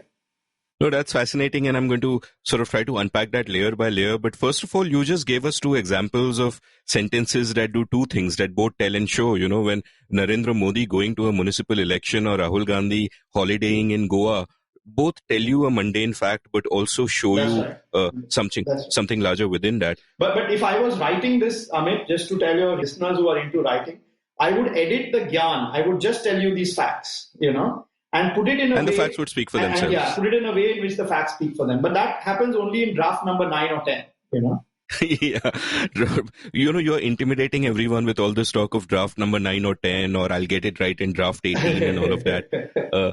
To sort of go back to this narrative and another interesting thing that strikes me, and this is again sort of how circumstances can shape history, that in 1906 you have this talk of elections, and therefore as a to protect their standing within the elites, a Muslim League is formed. Similarly, in 1909 you have the Minto-Morley reforms, and suddenly Hindus realize 3 votes are going to be equal to 1, and then you have various other things happening as a response to that, including the Hindu Mahasabha in 1915 with Lala Lajpat Rai and Madan Mohan Malviya, and they're a pressure group within the Congress to begin with. And then a number of interesting things happen, as you point out in the book, and I've spoken about on previous episodes and all of that. And it's one is a whole Khilafat movement, which really makes no cohesive sense, because one party to that, the Ali brothers and all that, are agitating for this larger Muslim Ummah, and the other party, Mahatma Gandhi, is talking about an Indian state, and the two don't sort of go together. And many people view that as appeasement or selling out, or what the hell is the Congress doing? And eventually that drives the Mahasabha away from the Congress as well. And in the 20s, because of what is happening, because of this, what you call the demographic anxiety, you also have the different strands of Hindutva come together. There is Savarkar, and one could argue that, if you look at Savarkar pre-imprisonment, he's never saying anything anti-Muslim, but then he's radicalized in his time in prison by the torture that he receives at the hands of Muslims who are sort of, the Pathans and so on, who are, carrying out the torture on the commands of the British. And that kind of radicalizes him. So that's another interesting circumstance. But the two interesting things that happen in the 20s, obviously, is, Savarkar writing Hindutva, and then the formation of the RSS. And because both of them are sort of political, and both of them, as you point out, are a response in part to this demographic anxiety, both of them therefore tend to be inclusive. How do you build the largest political movement that you can? You bring everybody under one umbrella. And Savarkar, of course, besides being an atheist and a lover of beef, was also against caste. And the RSS, you point out, was actually, when you look at Hindu organizations, the RSS was fairly radical, because they didn't care about caste either. They just wanted to bring everybody under the Hindu umbrella. So tell me a little bit about this, and why does this, impression persist among the elites today that the BJP is a casteist party, when clearly, as Prashant Jha wrote in How the BJP Wins, he quoted a Dalit scholar as saying that they are the Dalit party of India. They get more Dalit votes than everybody else. So, why does that impression persist? And tell me then a little bit about, how the evolution of this sort of thinking. So, that's a good question, but that has a complex answer, right? Which is, the question you're asking is that the relationship between Hindu nationalism and caste. And so it's a complex set of answers. I think that the headline news for me, which is something you just said, which is that given that traditional Hinduism is so hierarchical, Hindu nationalism is the most progressive element of traditional Hinduism when it comes to caste, right? On the other hand, traditional Hinduism was very accommodating of multiple sects, multiple religious practices. The apocryphal stories of when Arab Muslim traders landed in Kerala, local Muslims only helped build the mosque, right? On the other hand, Hindu nationalism is much more exclusive and regressive when it comes to religion. So this is the many of the critics of the BJP just don't understand this, that If it was just an upper caste body, it would get 20% of the vote. You can't win. So it is this mix of being a progressive force for Hindus, or let's say the most progressive force for Hindus, let me qualify that, while being an out and out exclusive force for Muslims, specifically also Christians, also Muslims. That's what gives it this edge. And of course, the core argument of the book is that edge is defined by democracy. That once you introduce elections as an incentive to create majorities, so as Hindus are post-independence about 80% of India, you just have to unite half of them, and part of uniting half of them is to pick on another. But half of them is also to organize meals between Brahmins and Dalits, right? So, for example, the critics today are right in criticizing the BJP for these anti-love jihad laws, right? And because there's no empirical evidence that this is true at all. And I agree with that. But what they omit is that the VHP has spent a lot of time financially encouraging intercaste marriages. So in a local village, if boy and girl of a different community try to marry, sometimes it's the local VHP person you have to go to protect yourself against the parents. And if you don't see this, then you're living in fool's paradise. And I think many of the critics of the BJP, they get very comfortable saying, oh, they're fascist, which means you don't have to mobilize against them on the ground. You don't have to actually convince your fellow citizens that, look, vote for somebody else. Instead, you can write op-eds in like fancy newspapers and in foreign news. It may help your career, but it doesn't change BJP at all. But the deeper question you asked, Amit, the relationship between caste and the BJP and Hindu nationalism is complex. The RSS is created not just as an upper caste organization, but as an organization created by a few families from one specific or a couple of specific communities within Maharashtrian Brahmins, the Karade and the Deshas Brahmin communities. And I think that every single Sarsan Chalak or head of the RSS, except one, has been a Marathi-speaking Brahmin, right? So that tells you that, so the critics are not wrong in saying that the BJP originally is, and even today, if you look at the data, the heart of the BJP is still upper caste consolidation. So I don't want to go away from that. But if you wear a mask for 100 years, Amit, that mask looks like your face. And that the outreach that they've been doing, even in the 1930s itself, back then itself, Godse as an RSS member was part of the anti-caste or temple entry movement there. Now, you can say that today's Dalits find that patronizing, right? Saying that, what do you feel about reservations? Well, when Mandal Commission is announced in August 1990, I have a whole chapter on that. Advani is under a lot of pressure from his upper caste base to oppose Mandal Commission recommendations, but actually he supports them. He asked for an extension of quota for the upper caste poor, which is what Narendra Modi has literally done now. But otherwise, he supports the Mandal Commission. And had he not done that, had he opposed it, the BJP would have remained an upper caste party. He went against the core base, right? Today, as Prime Minister, Narendra Modi has done as much for reservations, right, as any Prime Minister that India has had, maybe bar VP Singh. Again, that's not a coincidence, right? So if you don't like the BJP, at least understand your enemy, right? And understand why is it that a tea seller's son from an oil-pressing OBC caste in Gujarat, right, who doesn't have a strong family background, joins the RSS not just for social mobility, but for a sense of brotherhood and fellow feeling. I'm referring, of course, to Narendra Modi. If you don't understand this part, which goes along what is an advertised rebuff to Muslims right from the beginning of the RSS, it's very hard to defeat it, And the idea, as you know, Amit, and as many of your listeners know, many Indian Muslim communities have practices that are on the ground are Hindu. They operate on many of these communities, Boras, Kojas, etc., Jinnah's own community, they live their lives on the border of Islam and Hinduism. The RSS doesn't like that, because just like they want to dilute the boundaries within Hinduism, they want to erect strong barriers between Hindu and outside. Because if you don't do that, you can't answer the question, who is a Hindu or what is Hinduism? And if you don't have a clear answer to that question, how are you going to get all these people to vote as one? So right in the beginning, I have a story in the book that Hegdewar notices that there's a Muslim Sufi shrine near Nagpur, which are also attracting Hindu devotees. He doesn't like that. He pushes. So, and my job, as you notice in the book, is not to support the BJP or to oppose it. And I hope I have succeeded in that. That's not my game here. But I have to say the truth, right? And the truth is that from the beginning, it has been suspicious of Muslims. And from the beginning, it has tried to reach out to lower caste Hindus.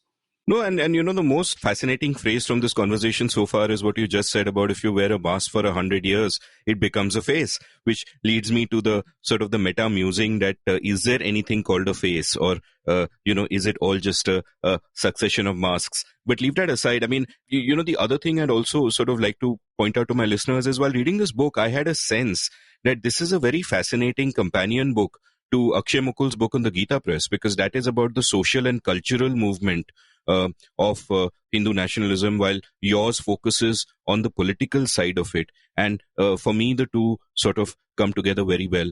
No, but just can I give you just a little bit of a counter, because I've read the book, I cite the book, I love Akshay Mukul, and he's also been on your podcast, right? But just to push back just a little bit, see, his evidence for is the Gita Press is, I think he looks at Kalyan, which is the magazine of Gita Press, and definitely many of the views there are regressive, right? My only pushback is that's not Hindu nationalism, right? So really, if you want to look at what political Hinduism is doing, look at the RSS mouthpiece organizer, right? Look at some of the BJP magazines, right?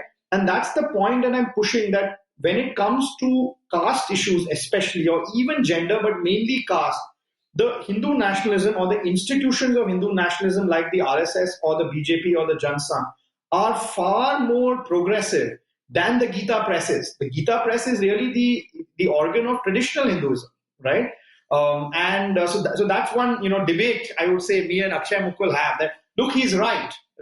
But in many ways, the RSS and BJP want to go away from the stuff that is appearing in Kalyan, because if Hindu nationalism becomes the description that Akshay Mukul has from the Gita Press, how on earth is it going to get votes?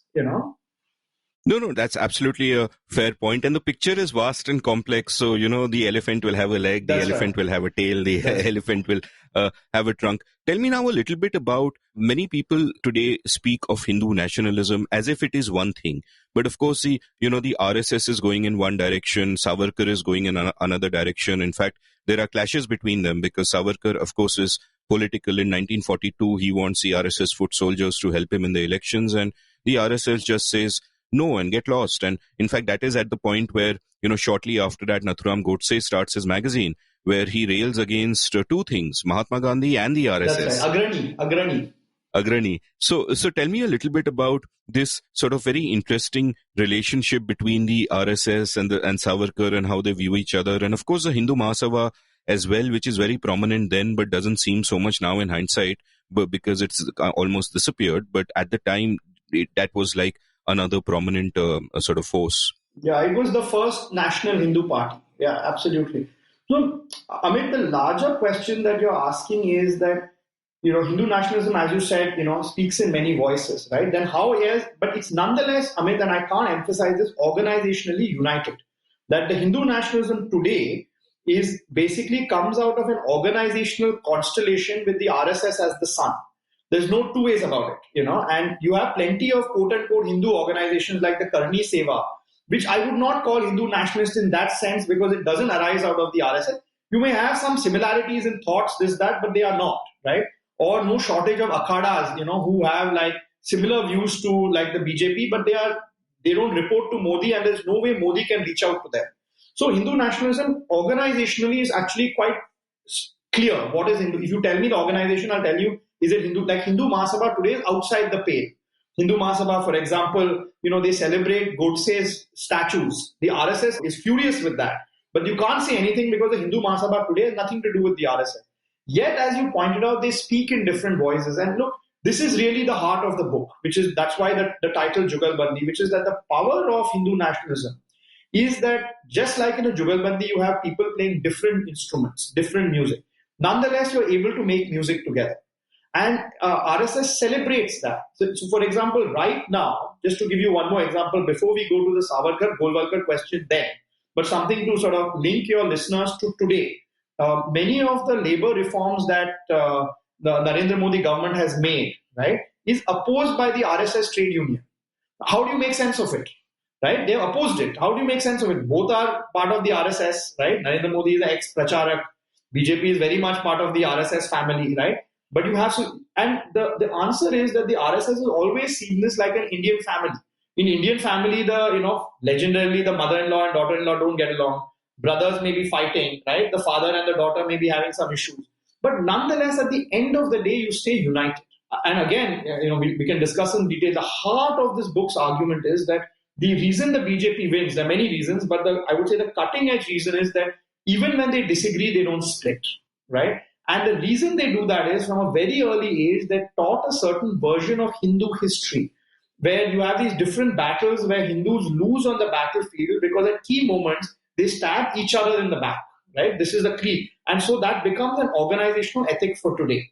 Now, coming back to the question that you asked on Savarkar and Golwalkar, people whisper about it, but I think I'm one of the first people to point out that they didn't like each other. They didn't like each other, one, for the reason you mentioned, which is that Golwalkar wanted nothing to do with politics, right? Because he was more focused on the social aspect of Hindu nationalism, which is creating a common Hindu social identity. But as I pointed out, that itself is spurred by elections. Otherwise, why do you care whether 40% of Hindus think alike, except you want to make them into a vote bank, right? Versus Savarkar, who straight up wanted to contest elections. He became the head of the Hindu Mahasabha. He wanted to win elections and he kept losing. And he kept losing because the Hindus of that period voted for the better Hindu leader, better I mean electorally, Mahatma Gandhi, right? And that was Savarkar's huge anger. He hated Gandhi not because they were different, but actually they were pretty similar in that who they were appealing to, right? It's just that Gandhi was able to get the Hindu vote while not being anti-Muslim. So that was Savarkar's game, right? And so that was definitely one reason for the difference. But another bigger reason is that they were very different personalities. Now, this obsession with unity that the RSS has, with teamwork over all else, means that these kind of brilliant geniuses, who are prima donnas, don't have a place in it. I point out in the book that it is descriptively accurate to say that the RSS, doesn't have too many smart people in it. And I mean it in a very descriptive sense. Because, think about any organization, Amit, that you've worked in, you'll always have these brilliant jerks. I'm sure in Cricinfo you also found these guys. They're very good, they're very bright, but it's impossible to work with them in an organization. The RSS is obsessed about weeding these people out.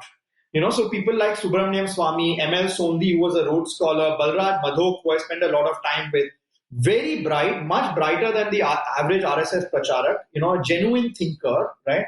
But just will not subordinate the self to the organization. In contrast, someone like Atal Bihari Vajpayee, also very bright, but not an intellectual, knew that when what he wanted, the RSS was unwilling to do, he would, as I say in the book, sulk on mute. But he wouldn't leave the party. And I think Savarkar was a little different. He was a bit of a prima donna. So even today when I talk to people in the RSS, Amit Shah has his photograph, in his drawing room. Advani has his photograph in the drawing room. But they also see him as a little bit of a warning that, if you want to succeed in India, you may have Savarkar's grand ideas, but you can't behave like him, No, and that's like one of the sort of fascinating strands is this whole RSS's organizational ethic where you never speak out against your own organization or against your colleagues in sorry public. To interrupt you, Amit. Externally. Exactly, in public. I'm able to show you plenty of situations where internally there's a far more robust debate happening, at least in the period that I'm writing about, that happens in the Congress. The Congress, they talk about democracy. There's zero internal democracy, right? Whereas, I point out that when Vajpayee government was in power, there was no shortage of his own cabinet ministers like Murli Manohar Joshi, Ram Nayak from his own party who opposed his policies and spoke up in cabinet, I ended my last sentence by saying in public, you did not wait for that. Yes, sorry. But yeah, I completely agree with you that the Congress is the opposite ethos. It might seem there is no dissent, but that is because it is not allowed. There is no internal dissent either. And that's a whole sort of different story. And the examples you pointed out that the people who spoke out like Balraj Madhok and Subramaniam Swamy in the 70s basically left the party. So Vajpayee knew that even if he disagrees, he's got to hold his peace and sort of bide his time. Now, tell me a little bit about how this ethos comes from their reading of history. Specifically, you point in your book to the Third Battle of Panipat in 1761 as having a profound lesson for the whole Hindu nationalist movement. And this this particular organizational ethic that you stick together as a team, no matter how much you disagree in private, also comes directly from there. Tell me a little bit about the importance of that. Well, so let me tell you the research answer, which is how I got to the answer, right? Because rather than just tell you the answer, how I got there. So I have been, I interviewed about 200 people for this book, many of them from the RSS BJP. And I was struck by how they kept referring to history. Of course, it was their version of history. So, at my university, if I asked a historian, they will say, where's the footnote, this, that. That's not the point. In fact, many of them not just, they write historical fiction. For example, K.M. Munshi. Amit Shah's, one of his favorite books is K.M. Munshi's trilogy on the last Hindu king of Gujarat, Siddharth Jai Singh. It's not a historical book. It's like, will you call Amish Tripathi, who I like a lot, his writing. He's not a historian, right? You can say at the most it's historical fiction. But that forms the basis for, what the RSS reads and understands about India. And so I had, I was in Chandrapur, right? This is about a couple of years back. That's about a few hours away from Nagpur. And I just visited the family home of Mohan Bhagwat, who is the head of the RSS. And I spoke to his brother, Ravindra, who is the only person in the family who has given me permission to quote, right? And, he spoke a lot about shakas and, he's a very low-key lawyer. That's, by the way, another sign that, if you go and meet like the brother or a sister of a top congressman, they'll be living in style, but the brother of what many people think is the man who really runs India is living in a low-key style and low-key house and going to a trial court and, it's a very different ethic. So the one thing is that I have to prevent myself, and this is an aside, Amit, of not becoming too admiring of the RSS, because many of their views which I disagree with was at odds with their personal austerity, which it's very hard not to admire. And then I meet people in the Congress who in many instances I may even agree with. But then I see all of them that, they may be wearing these kurta pajamas, but they have like a 30,000 rupee pen, right? And I'm like, what kind of hypocrisy is this? And I think most Indians, that's the flavor of the Congress that irritates them, right? That a massive hypocrisy between the frugal talk and the actual flashy lifestyle, right? The RSS is the reverse. So anyway, we had spoken a lot about the shakhas. Now, for those of your listeners who don't know it, the shakha is the principal unit of the RSS. You go for about an hour to an open ground, and with about 20, 30 people, you perform group exercises for half the time, and for half the time, you have an intellectual conversation, a bodhik, or somebody talks, that kind of thing. And he was talking about the shaka, and then I did something that I think academics should do, which is that instead of actually going to a shaka at that time, I went on YouTube and saw a lot of shaka videos, which I should have gone to shakas more, but I was like obsessed that, why not? Easy things, all these amateur videos put up by RSS guys on shakas. And, my Western training, Amit, had taught me to see these shakas, the marching, as a sign of martial valor, because part of the Western theory on the RSS is that, Hindus have a psychological feeling that they're puny compared to the more martial Muslim. So, this is a way to man up Hindus, right? There is some truth to it. But I saw it and I realized that it was more than just, marching. It was actually synchronization. It was teamwork. And Amit, I'm sure that in the corporate organization that you have worked, you go for these corporate retreats sometimes, right? And you play, and I know it's a bit boring, but I think you play these games, right? To build team building. That's what an RSS Shakha is. And in a flash, I understood, Amit, that the reading of history actually becomes an organizational form, that the purpose of the Shakha is to tell young Hindus, this is how you work in a team. This is how you coordinate. This is how you stand on each other's shoulder and break the dahi handi, right?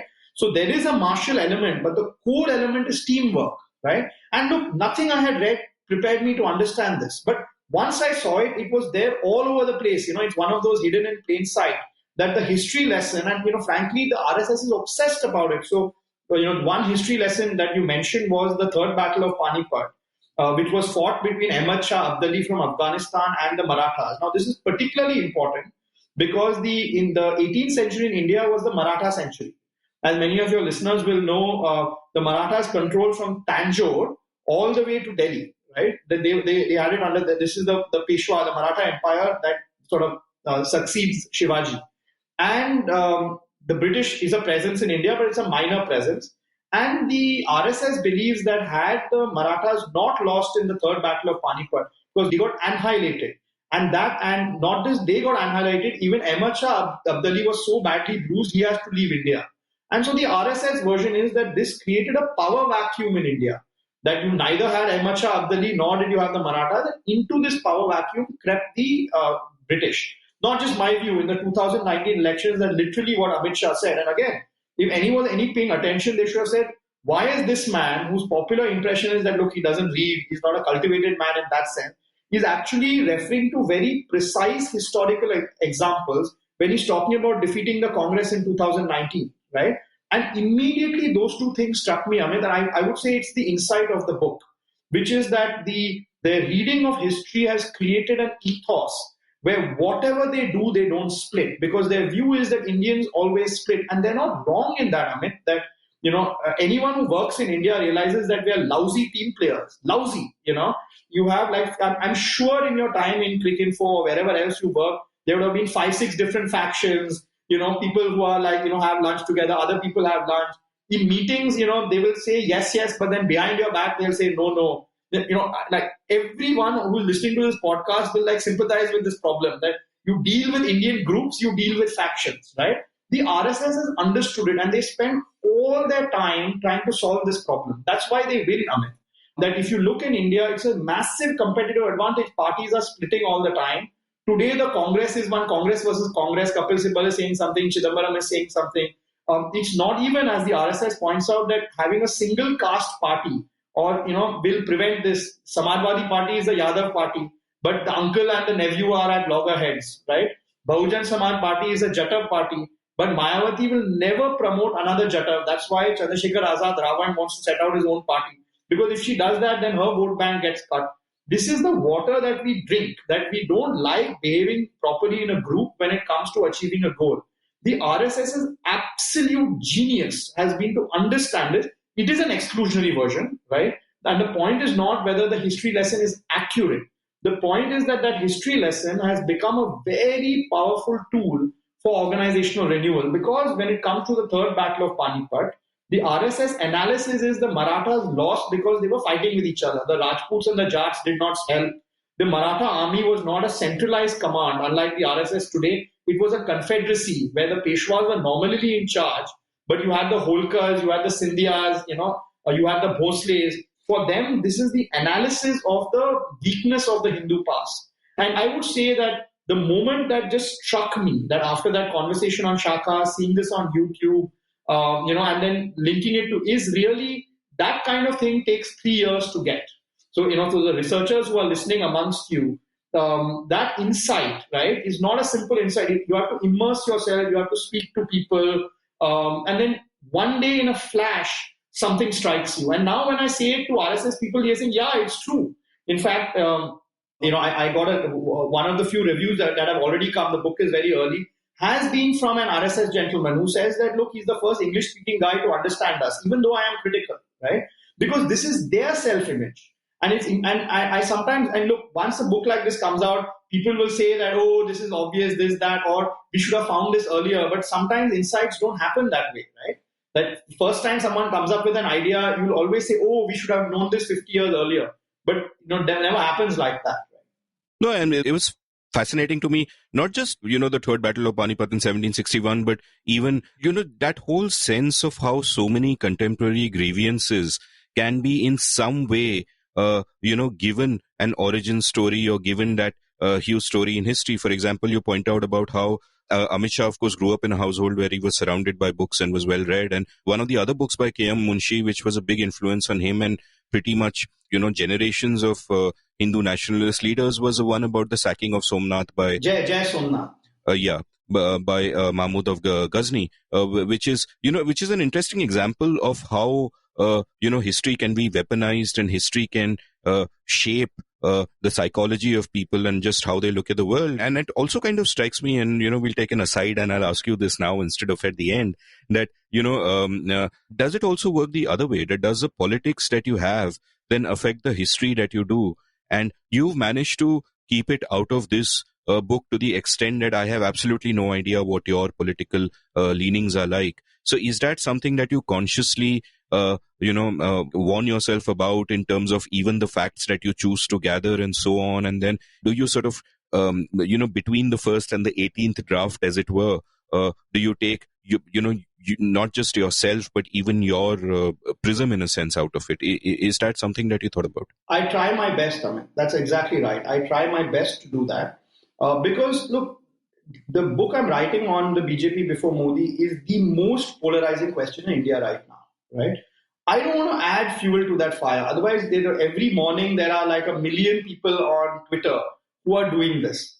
I don't want the book to fall prey to, is it a pro-BJP book, is it an anti-Modi book, That's very, very hard to do. It's very hard to do. And especially when like the book is not an oblique intervention, it's a central question, which is what is Hindu nationalism and why do they win? So the challenge before me was, how do I make such a political, polarized topic non-political and non-polarized in a way in which you can read the book whether you hate the BJP or like the BJP, and this will help you understand it. And I just did a video interview with Barkha Dutt, and she told me, look, this book didn't make me angry. She told me offline. And she said, I like that about the book, and I hope that's how other people read it. This book is not going to get your BP up and, let's take on Modi or let me become an internet buck. This is not, it has a lot of masala, so you'll enjoy yourself, right? But I wanted it not to be an intervention that becomes a political football. And at least it's very early days, but so far I've been able to do it. But yes, I obsessed about this. I spent a lot of time, thinking about how I should move, how I should move my views on the way. On the other hand, Amit, while I didn't want to be controversial, I had a fidelity to the truth. And sometimes the truth is confidential. So, for example, on the Gujarat riots, I don't hold back at all, as you've read, right? I detail precise, exactly what happened, and too often we ask, is Modi guilty, Modi not guilty? That's not the real question on the Gujarat riot. It was a massive connivance and state failure that you have to understand in that sense, right? So, while I wanted to be quote unquote neutral, neutrality doesn't mean on the one hand, on the other hand, right? Because then when you have violence happening, when you have murder happening, neutrality is not that, oh, somebody said it's a murder, other person said it was deserved. That's a very wrong way to do it, right? But it's a tightrope walk, Amit. So there's no template for how to achieve this. But exactly what you said, I thought about it a lot. And I also, over time, Amit, I've learned to respect the reader, that the reader basically, once the reader realizes there's a relationship between the evidence you give and the arguments you give, then the reader is able to forgive a lot, even if the reader disagrees with you completely. Whereas very quickly a reader figures out if you have an agenda or an angle. And that's what I tried my best to prevent happening. Yeah, no, in fact, speaking of neutrality, there's this famous thing, there's this famous cliche about journalists, in fact, cliched story about how if one person says it is raining and the other person says it is not raining, your job is not to report them both. It is to go to the window and tell the reader whether it is raining or not. That's right. Except in certain cases, you don't know whether it's a window or a TV screen. So what do you do? That's right. So to get back to the narrative of the book, we've spoken about the difference between Savarkar and the RSS and how the RSS is totally uninterested in politics. At one point, there's a juicy quote where Savarkar, says to the RSS in 1942, quote, "What will you organize all these people for? Will you make achar with them?" Yes. Stop quote. And then you point out how the assassination of Mahatma Gandhi and the aftermath of that, when, the RSS is sort of ostracized and banned for a few months, while the Hindu Mahasabha is not, because they have a minister in the cabinet and all of that, makes the RSS realize that no, they do need some kind of political presence as well. Tell me a little bit about sort of this shift in the thinking and how it came about. Firstly, Amit, I think in the debate between Savarkar and RSS, I think the RSS has turned out to be right and Savarkar wrong. In that, let's just take Assam, right? A few years ago, BJP came to power in Assam. Now, the BJP came to power in Assam because for the last 20 years, the RSS has been going there and marching, right? They have these shakas, they've been putting money, and they don't put money, the shaka people pay the money themselves, but they've been putting organizational energy into it. And basically, tilling the land, creating, social unity among Hindus while demonizing Muslims. It's a both ways. Right? That is also a jugalbandi. That takes, that social transformation then becomes the underpinning for the BJP's rise in Assam. Savarkar didn't see that. Savarkar just thought that it would be politics that would unite Hindus together, right? Without that, there has to be an underlying social basis that also pushes it. And we did discuss earlier that part of that social basis is bottom up, which is urbanization, etc., etc. And I told you I'm not quite sure about the data on that. But the other is top down, which is what the RSS does, right? And that people tend to underestimate that. Like even today, for example, Amit, and this is a good sign of the RSS, that if you go to any district in India, and I go and sometimes I interview district collectors, district magistrates, who are the Raja and Ranis of the district, right? The collector. And the collector will, even states which are under BJP, they'll say, we don't know who the local pracharak is. Because, it's not, whereas every time you have a new collector who comes to a district, all the local doctor, the local head of a this, that, the local head of a granite mill will all form a queue to do salam, right? The RSS person never does it. And that's because the RSS doesn't need the state. It's the BJP state that needs the RSS. That is remarkable, right? I mean, I show you here in this book the kind of personal sacrifices RSS people make without accepting anything in return. And again, these are all things that other parties should take from it. The BSP had this Bahujan volunteer force, which was like the RSS. They don't have this. I met people there. The Congress has a Seva Dal, which is absolutely pathetic. How many of your listeners even know they exist, right? So on the first part that you asked, that, this debate between Savarkar on a pure political project versus the RSS view, which is a pure social project, which is the view that it had at that time, right? It's turned out that the social project actually benefits the political project in a way in which Savarkar doesn't understand. That's the enormous power of the RSS. The second part of the question you ask is then how does the RSS change its mind? And the answer is the murder of the Mahatma. I point out in the book that the RSS had no institutional role in it. In fact, Godse's act actually set back Hindu nationalism. I mean, one of the counterfactuals that I say is that with partition, the Hindu Mahasabha and Savarkar's criticism of Gandhi turns out to be right. That when you begin to appease the Muslim League, you don't get Hindu-Muslim unity, you get different countries. Objectively, the Savarkar's view on Congress politics vis-a-vis Muslim League turned out to be true, right? And with refugees, Hindu and Sikh refugees pouring into India after 1947, we see a jump in RSS membership, in Hindu Mahasabha membership. They could have come to power, far earlier in India compared to 96. They could have come to power far earlier, right? Why does that not happen? Because the murder of Mahatma, who is a Hindu leader, is linked to the RSS and Hindu Mahasabha, at least ideologically, if not institutionally, right? And the RSS is banned, Golwalkar is jailed, all the pracharaks are put in jail. On the other hand, they are able to notice that the Hindu Mahasabha, which is Savarkar's political party, is not banned, right? Even though the groups that were the Madanlal Pahwa, Apte, Godse were all Hindu Mahasabha members, right? And they also realize why, which is that the Hindu Mahasabha is a coalition, is an ally in parliament, right? It's the industry minister, Shyam Prasad Mukherjee, who's from the Hindu Mahasabha. And so Nehru and Patel realized that, look, it's a splinter group, not the actual Hindu Mahasabha that's doing it. And the RSS realized and noticed that the ban that they were put through, which frankly is undemocratic, because if there's no evidence to ban someone, to jail someone for this long, while I'm very vocal when it's the BJP that violates civil liberties, what the Congress did to the RSS at that time, while had popular support, is to me at least a violation of civil liberties. But the lesson the RSS learned is not a single MP spoke up in parliament in their favor. And even though they wanted nothing to do with the state and government, the government wanted something to do with it, which is why Golwalkar reluctantly in 1951 agrees to the setting up of a separate political party, the Jana Sangh, with a lot of RSS members, and the face would be Shyam Prasad Mukherjee, who had since left the Hindu Mahasabha, to contest in India's first elections. So the RSS comes to politics because of Gandhi's murder and its quote-unquote oppression that it faces immediately after that. And very quickly, the RSS realizes that its social aim and the political aim of the party are actually quite united. No, what you said about, the RSS's vision winning out over Savarkar's is also echoed in, one of my favorite quotes about politics, which, all my listeners will groan now because they know what's coming. But Andrew Breitbart once said, politics is downstream of culture.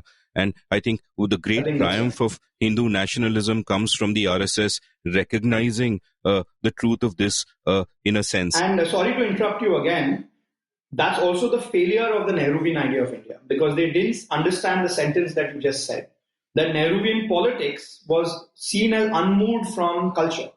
A point that I repeatedly keep making, it's become another trope of my show that I ask my guests something I won't ask you because it's too much of a cliche now and we have so much else to talk about. But was our relatively liberal constitution imposed on an illiberal society, and therefore was always that top-down imposition was always sort of bound to fail in some way? But, having said that, I can sort of contradict that immediately by pointing out that the first leader of the Jana Sangh, Shama Prasad Mukherjee, in many tellings, comes across as a remarkably liberal man. For example, he left the Hindu Mahasabha because he was upset that they would not admit members of other religions, which he thought was completely pointless. And I did an episode recently with Ripurdaman Singh on the making of the First Amendment. And there, if you just look at all the arguments and what people are doing across sides, it appears to be Shama Prasad Mukherjee, who is a great liberal, and Nehru, who is the enemy of liberalism. And again, all those arguments and all those quotes are in the public domain. I was struck by this very intriguing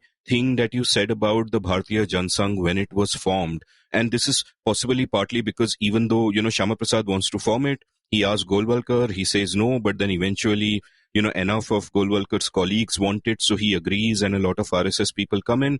And you speak about how this represents a movement away from prima donnas and ideologues towards orators and organizers. And prima donnas you've spoken about before, but you speak about how temperamentally they are dangerous for an organization.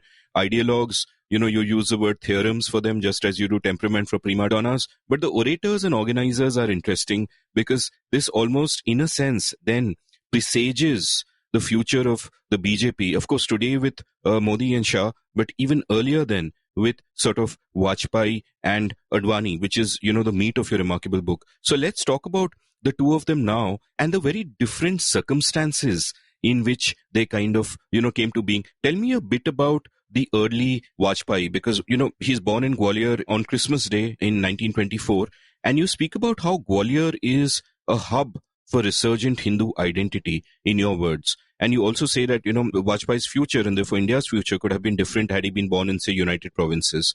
So explain to me a bit of Vajpayee's background and how that sort of shaped him and eventually, led him to becoming part of the RSS. Well, coming to the first part of your question, from the very beginning, Hindu nationalism has realized that they need an orator and an organizer. So the first jugalbandi in that respect was Shama Prasad Mukherjee, who was, the youngest vice chancellor of Calcutta University, erudite man, etc., etc. He was vice chancellor at the age of 33, and no doubt many people will point out that people at the age of 33 are still doing their PhDs in JNU. They will snark. There you go, right? But his jugalbandi was he was very consciously made the face of the movement because they wanted somebody who would speak in parliament. At the same time, you had Deen Dayal Upadhyay, who was seconded by Guru Golwalkar, who was the head of the RSS at that time, to be the Advani for Shama Prasad Mukherjee. And then, of course, you have Vajpayee and Advani. And now you have Modi and Amit Shah. Point being that there's a bit of social engineering, that there was a space for someone like Vajpayee. And because Shama Prasad Mukherjee dies young, right, or dies early, there was a need to replace him. So that to understand Vajpayee's rise, you have to understand Vajpayee's personality, etc., etc. But the fact that luck, and this is something you referred to beginning, luckily for Vajpayee, the very traits he exhibited was something that Hindu nationalism required hugely after the death of Shama Prasad Mukherjee. But the sort of corollary to that is, if it wasn't Vajpayee, it may have been somebody else. That person may not have had the talent to take the BJP to victory, so many decades later. So Vajpayee, his family, he's a Kanyakubj Brahmin. They are poor. They are originally from Bateshwar in what is today Uttar Pradesh, but I think his grandfather moves to Gwalior, which is a princely state. Is a princely state run by a Hindu king, which is the Maharaja of Gwalior. Is a Maratha, is a Scindia, right? Again, a progeny of according to the RSS, the person who made one of the mistakes in the third battle of Panipat, right? And harsh critics would argue that even today, so many 100 years later, you see a Scindia splitting the party. So it's a bit mean, but I am sorry for that. So Vajpayee comes, it's a very traditional Gangetic Brahmin family. He wears a sacred thread. His brother also wears a sacred thread. And the RSS happens to come to Gwalior because it is Marathi speaking, right? Otherwise, it wouldn't have come there that quickly. So very soon after the creation of the RSS, it's been able to percolate into Gwalior because the king of the Raja of Gwalior is a Marathi speaking. It was part of the old Maratha Empire, right? And that's also why Vajpayee's Marathi is very good because if you go to Gwalior even today, you have Marathi speakers and you have Hindi speakers, right? And the RSS comes there and he joins the Shakha, and he joins the Shakha because of his caste, because he was a Brahmin, and he joins, and that was the social base of the RSS at that point. And I also mentioned there that on the first day he's wearing a sacred thread, but very quickly he realizes that he doesn't want markers that distinguish himself from other Hindus, and he removes the sacred thread. And his own brother, I don't think I mentioned it in the book, in the first days in the Shakha, he cooks his own meals because he doesn't want somebody who's not a Brahmin to cook his meals, and within 3-4 days he ends that. To me, that's You did mention I did mention that. Okay, so to me, that's a wonderful story because it tells you that compared to traditional Hinduism, the RSS, again, for electoral logic, initially pushes you to be much more progressive, right? And that is Vajpayee's trajectory. And his father then becomes a teacher in the Gwalior education system, an employee of the Maharaja of Gwalior. He's a fantastic orator. That is Vajpayee's great skill. He's a middle-rung poet. So people who say Vajpayee is a great poet haven't read his poetry like I have. But what that gives him is a rhythm of sentences, right? That mixed with Vajpayee's extraordinary political antenna, and the fact that his father was also a very good speaker gives Vajpayee's legendary quality, which is that he says a sentence that the left says is in their favor and the right says is in their favor. This is Vajpayee's like eternal quality, right? Like he'll say something in parliament that parliament will say, wow, this man is one of us, without irritating the RSS. Advani just can't do that, right? So that's Vajpayee's kind of background. And as I argue, it's a background that is far apart from the moderate persona that he eventually gets.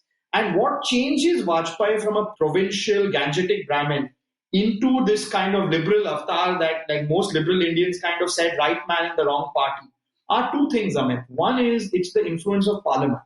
At the age of 34, Vajpayee becomes an MP.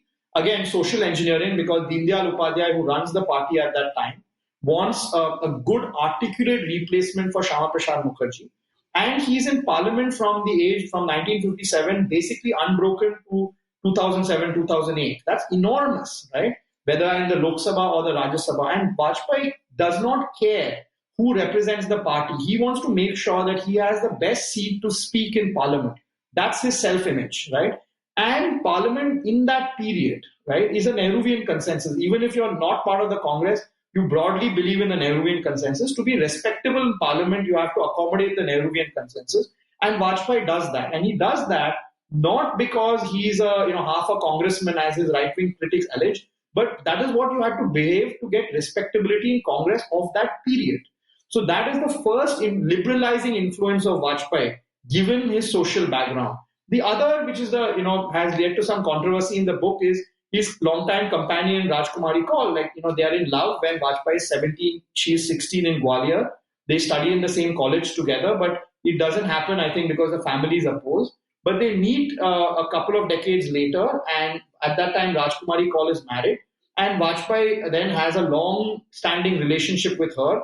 Her husband, Mr. Kaul, Rajkumari Kaul, and Vajpayee live together, right? She is Indira Gandhi's second cousin. She's a remarkable woman. I think one of the most understudied political women of the 20th century, in that she plays a role in liberalizing one of the greatest politicians of 20th century India, namely Vajpayee. She has long discussions on him, say on the Ayodhya movement. She's opposed to the demolition of Babri Masjid. And she's a key part of the puzzle in trying to understand why someone like Vajpayee with Vajpayee's background began to be seen as a moderate. No, I found it fascinating how you've quoted Vajpayee at one point as saying, quote, "Main avivahit hu, kuwara nahi." I am unmarried, but not, So that was fascinating. I wanted to explore sort of a couple of interesting facets of Vajpayee's personality here.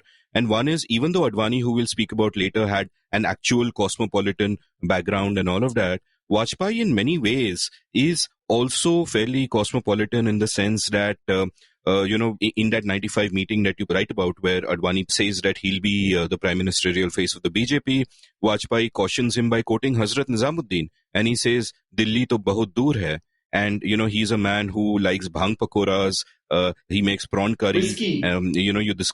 He likes his whiskey. You describe him as an Epicurean. So it seems very interesting that, and this is something that is also, say, common with Advani, whose background would make you expect this much more, but he's also, Advani is also into English literature and all that. And the interesting thing is that where their political vision, or perhaps a political vision that they are sort of driven to by circumstances, can be exclusionary and can have a narrow vision of what a person in India is or what a Hindu is. In their lived reality, in the concrete, outside the abstract, in the world of the concrete, they are actually quite cosmopolitan and syncretic and absorbing all of these different cultures and all of that. And this about Vajpayee seemed very interesting to me. What was also fascinating, though, which is sort of a counterpoint to that, is you quote a family friend of his saying, quote, "From an early age, Vajpayee resented English-speaking Indians, but he was also fascinated by them. That's the story of his life." Stop quote. And this has multiple resonances. First of all, to what extent do you feel that this was true and not just something that this person was saying? Did it change with Rajkumari Kaul, who was earlier Rajkumari Haksar, and as you pointed out, second cousin of Indira Gandhi? To what extent did she change that? Because, she was fluent in English and obviously brought a lot more of these influences. And to what extent does that sort of resentment towards English-speaking elites linger on and shape the politics today? Because it is true that a lot of Indian politics has been shaped in a top-down way from English-speaking elites who are disconnected with the rest of the country. And it is natural and rational, to imagine resentment towards that. Yeah, I think that's a key way to understand the RSS, this insecurity and this anger at English-speaking elites like me, Amit. And this made my life very hard when I started doing interviews, And the thing is, I didn't pretend to be otherwise, right? I didn't pretend that, I was pretty clear. Look, I grew up in Bandra. I've gone to, Harvard and Princeton. Why? But at the same time, they want you to know their story. So it's a complicated, it's a complicated relationship. You talk about Vajpayee, but, Advani is even more syncretic. Yes, he came from an English-speaking background. He knew, which is defined as, English before you know any other Indian language, right? He did. He knew English before he knew Hindi. But at the same time, the kind of Hinduism that is practiced among Sindhis of that period in Karachi is a very syncretic one. In his house, you have Sikh rituals, that are practiced. His mother used to go to a Sufi shrine, precisely the kind of shrine that the RSS Hegdewar opposed, which we discussed earlier. So it's a syncretic background, and he's English speaking, he's playing tennis. As I mentioned, you have to understand Advani is to understand him through the catastrophe of partition and his desire to make his family and India whole again. In that sense, he comes across as a much more sympathetic character in this book than the cartoonish versions of him, wearing that hat in the Rath Yatra, right? Saying that here's a man who is really shaped by these grand forces of history that he's trying to, come to terms with after so many years. And ironically, Amit, the quality that pole vaults Advani into the heart of Hindu nationalism is the fact that he speaks English. So Atal Bihari Vajpayee becomes an MP in 1957 and also leader of the party, the Jana Sangh, in parliament, even though they had, I think, only 3 MPs. And Deendayal Upadhyay, himself a dhoti-wearing, Hindi-speaking type, realizes very quickly that Lutyens' Delhi is English-speaking. So if you want to speak to journalists, you want to speak to diplomats, he has the same insight that Arnab Goswami has had 50 years later. But the difference is that Deendayal Upadhyay says, look, I need somebody to help Vajpayee navigate this English-speaking world. And who's the English-speaking person we have in our midst? It's Lal Krishna Advani, who happens to be in Rajasthan. That's the immediate reason that he is moved as secretary to Vajpayee in 1957. So it's this very complicated relationship between the English-speaking world and Hindu nationalism, given that that was a reason for the rise of Advani himself, right? And of course, once Vajpayee gets much bigger, his political constituency becomes the English-speaking liberals compared to Advani, right? Even though the English-speaking types who get into the BJP, Chandan Mitra, Swapam Das Gupta, Vajpayee can't relate to any of them. They are all Advani's men. This is it's a fascinating thread that runs through this book. And I like it also because it's a contradictory thread. There's no clear, it's like a river that is kind of meandering up and down. The relationship between English-speaking resentment and Hindu nationalism. No, in fact, there's a very telling quote in your book about the time where, Advani was sent to Delhi to help out Vajpayee, and you quote an RSS man active during that period as saying, quote, there are two types of Indians, those who use Western toilets and those who use Indian toilets. We use Indian toilets, but we need some people who use Western toilets. Stop quote. Which is why, Advani is sort of sent there. Another sort of very interesting thing about Advani is that this sort of impression of Advani as a hardliner and Vajpayee as a moderate, and I think there is perhaps much more truth to Vajpayee's moderation, but Advani was sort of, circumstances almost forced him to take this hardline stand, because first of all, in 1985, he is kind of, pitchforked into the leadership of the party when Vajpayee has to go because, all the Hindu vote has gone to Rajiv Gandhi and all of that. And then over a period of time, he, becomes hardline out of circumstance. Now, I'm struck by a bunch of quotes about him, in fact, and one is, of course, from Balraj Madhok, who was opposed to both Advani and Vajpayee. And Balraj Madhok called Advani a, quote, boneless wonder who does not have his own character or opinion. Stop quote. And much later, you quote Arun Shuri as saying of their time in the cabinet together in the Vajpayee government that Advani was the second most powerful man in the country. The most powerful was the man who last met him, indicating that he is so impressionable, as it were. Tell me a bit about Advani's beliefs. Like we've already sort of spoken about, Vajpayee the orator and, Advani the organizer coming together. And that's how they start. But Advani also becomes not bad at orating at a later period in time.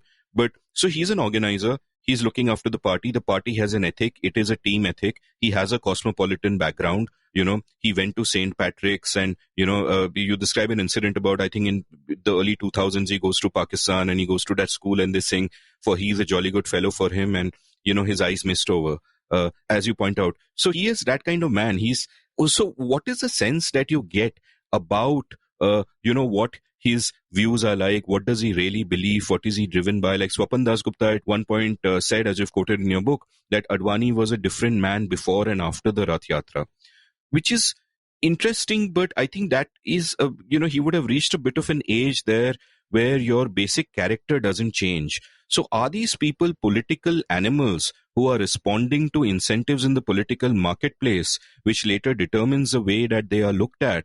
Or at their core, is there something else which you can point to? Like with Vajpayee, certainly you can say that he had things that he stood up for and strong beliefs. For example, when, the Golwalkar asked him to break up his relationship with the Rajkumari, he just flat out refused.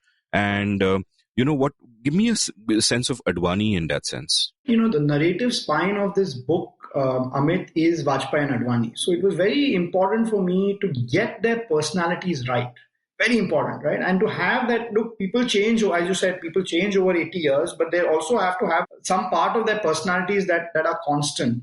And after thinking about this for 3 years, I realized that the two core personality traits of Advani, right? One is loyalty. He's defined by loyalty, and it's a trait that, is very welcome in the RSS. And the second trait is underconfidence. He's constantly unsure. He has this Hamlet-like quality where, he's constantly unsure to do or not to do, to be or not to be. In a sense, Vajpayee doesn't have that at all. So right from the beginning, when he meets Vajpayee, he's in awe of Vajpayee's speaking talent. And Advani himself is very underconfident about his speaking talent, right? He's an unnatural politician in that sense. But, he's loyal. He spends a lot of time with the party cadre. The party cadre like that. Vajpayee has no time for them. Vajpayee only has time for parliament. So over time, he develops this hardline image, Amit, for 3 reasons. One is that, look, he listens to the party. He listens to the RSS. He spends morning to evening, like going to party headquarters, listening to what people are, saying. Vajpayee doesn't do that at all. And the party is far more hardline than parliament. So Advani becomes the face of the party. So that's the first reason why he gets a hardline image. The second reason he gets a hardline image is that Vajpayee liked that.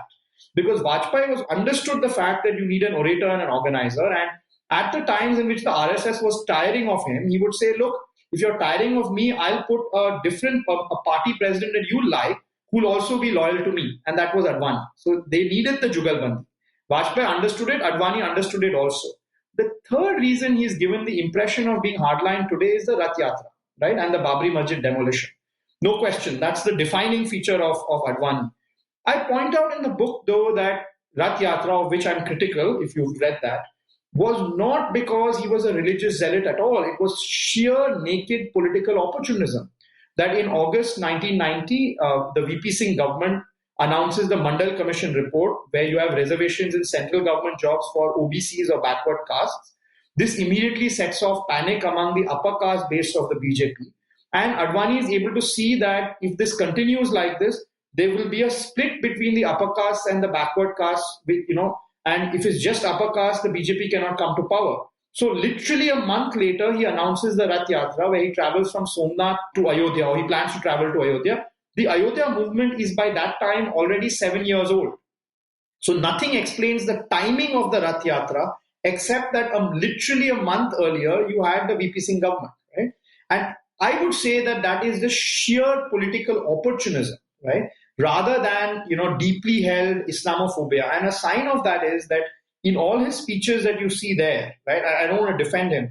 He's very careful not to criticize Muslims directly, which is something you hear every day in this government, You'll be very, very careful. And even when the proud start saying something against Prophet Muhammad or something, Advani is the first to shush them up, saying that's not what this is about. That's what gives him this Hamlet-like quality, that his own social instincts and the political persona that frankly is good for him. It's good to be called a hardliner, because the parliament and English-speaking liberals will hate you, but the RSS and the cadre will say, "Acha, he's one of us," right? But that's what gives Advani this complexity. And I don't want to defend him or anything like that. But certainly, as the beginning of the book shows, Amit, he could have become prime minister in 96, but he understands, or you can say underconfident, or he understands his own limitations, that if he is prime minister, the BJP will never get allies. And so you need someone like Vajpayee. So he gets Vajpayee out of cold storage, and Vajpayee is then the PM candidate, and then Vajpayee becomes PM again 96, 98 and 99, and Advani serves under him. And I just think that's remarkable, because how many politicians are aware of their own limitations. Certainly, today's Congress and Rahul Gandhi are not aware of their limitations, right? And in that sense, certainly when you read this book, the 100% negative image of Advani some of you may have will be diluted just a little bit. And the 100% positive image of Vajpayee that some of you have will be diluted just a little bit. They were a jugalbandi. They were at some level play acting. And in a sense, responding to incentives, before I get to my next question, a couple of asides. And the first is an aside to an aside, so it may seem completely irrelevant. But I remember, there used to be this news magazine in the early 90s called News Track, Yes, which would go around in videotapes. And I remember, watching an episode of News Track where there was an interview of Devi Lal. And it was fabulous. If someone can find the clip, I don't know if it exists, where he is basically sitting in, I think, a banyan and a dhoti in the garden on a chair with his feet up. And the camera angle is, at his shoes. So his shoes are really big and he is kind of in the background. And the interviewer asks him, ki, Devi Lal ji, aapne apne bete ko chief minister kyun banaya? And Devi Lal says, to kya Bhajan Lal ke chhore ko banao? Which is a masterful answer. But the reason this aside came to me was because of the next aside, which is again about how circumstance seems to shape politics, in the sense that VP Singh went in for all the Mandal stuff he did, partly because Devi Lal was agitating and he felt politically insecure. right. And then Advani responds to that with, the Rath Yatra. And then whatever happens. And it, it's like a domino effect of one thing after another. And you wonder what would have happened if the chain was broken. Now, tell me a little bit about sort of the relationship between Advani and Vajpayee. Like at one level, their backgrounds are pretty different. You point out how Vajpayee is from Gwalior, the orthodox strand of colonial era Hinduism, as it were. Advani is from the reformist strand. He is, in Karachi, where he's going to St. Patrick's and he's playing tennis, and the Guru Granth Sahib is at home. In one sense, he's almost like his family is partly Nanakpanthi, it would seem. And then they both join the RSS and they come together. And you describe their first meeting where, Shyama Prasad Mukherjee goes to Kota to campaign before the 51-52 elections. And because he's not great at Hindi, the RSS sends Vajpayee, who was earlier the editor of their magazine, to help him out. and Advani is just smitten. And he says about Vajpayee, he describes him later as, quote, a poet who had drifted into politics. Something was smoldering within him, and the fire in his belly produced an unmistakable glow on his face. Stop quote. And at a sense, it almost, it seems like, and they're both deeply emotional people, as Vasundhara Rajesh India tells you, I think, at another point of the story. And it seems to me like a beautiful sort of bromance that is developing through the book, that these are such different people. Vajpayee, much more flamboyant, given to expression, slightly more colorful life, while Advani, despite the cosmopolitan background, is a very stable personality, very uxorious, if I might use that word. I shouldn't use jargon, but uxorious, however you pronounce it, means someone absolutely devoted to his wife, which is, of course, a very formidable Kamala Jagtiani, who also kind of stays in the background, just like Rajkumari Kaul. What was the relation? Like, you've also spoken about how, later in the 60s and the 70s, they'd go and watch movies together and they just loved each other's company. And yet there is a sort of drift when, the first Vajpayee government actually spends his time, because Vajpayee realizes that there isn't enough talent in the RSS, and so he brings in all these other people and centralizes a lot of things in the PMO, and Advani is a bit resentful. What's the personal relationship been growing through the years? Like, Advani makes, in a sense, a supreme sacrifice in 95, where he says that, Vajpayee should be the PM candidate, when the whole party is just aghast at that, and, he is the obvious choice. Tell me a bit about that relationship and your sense of it, and was it moving in parts to sort of, look at how that unfolds through the years? So, Amit, I look at this relationship, this jugalbandi, as having three different strands.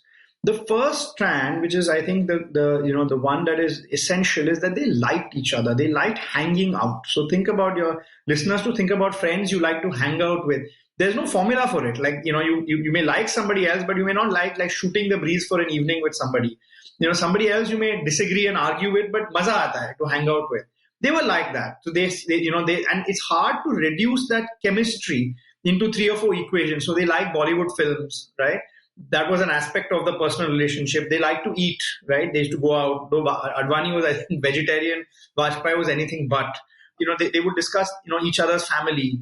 So they would do that kind of thing. They had a similar emotional quotient that they could, cry and laugh at the same time.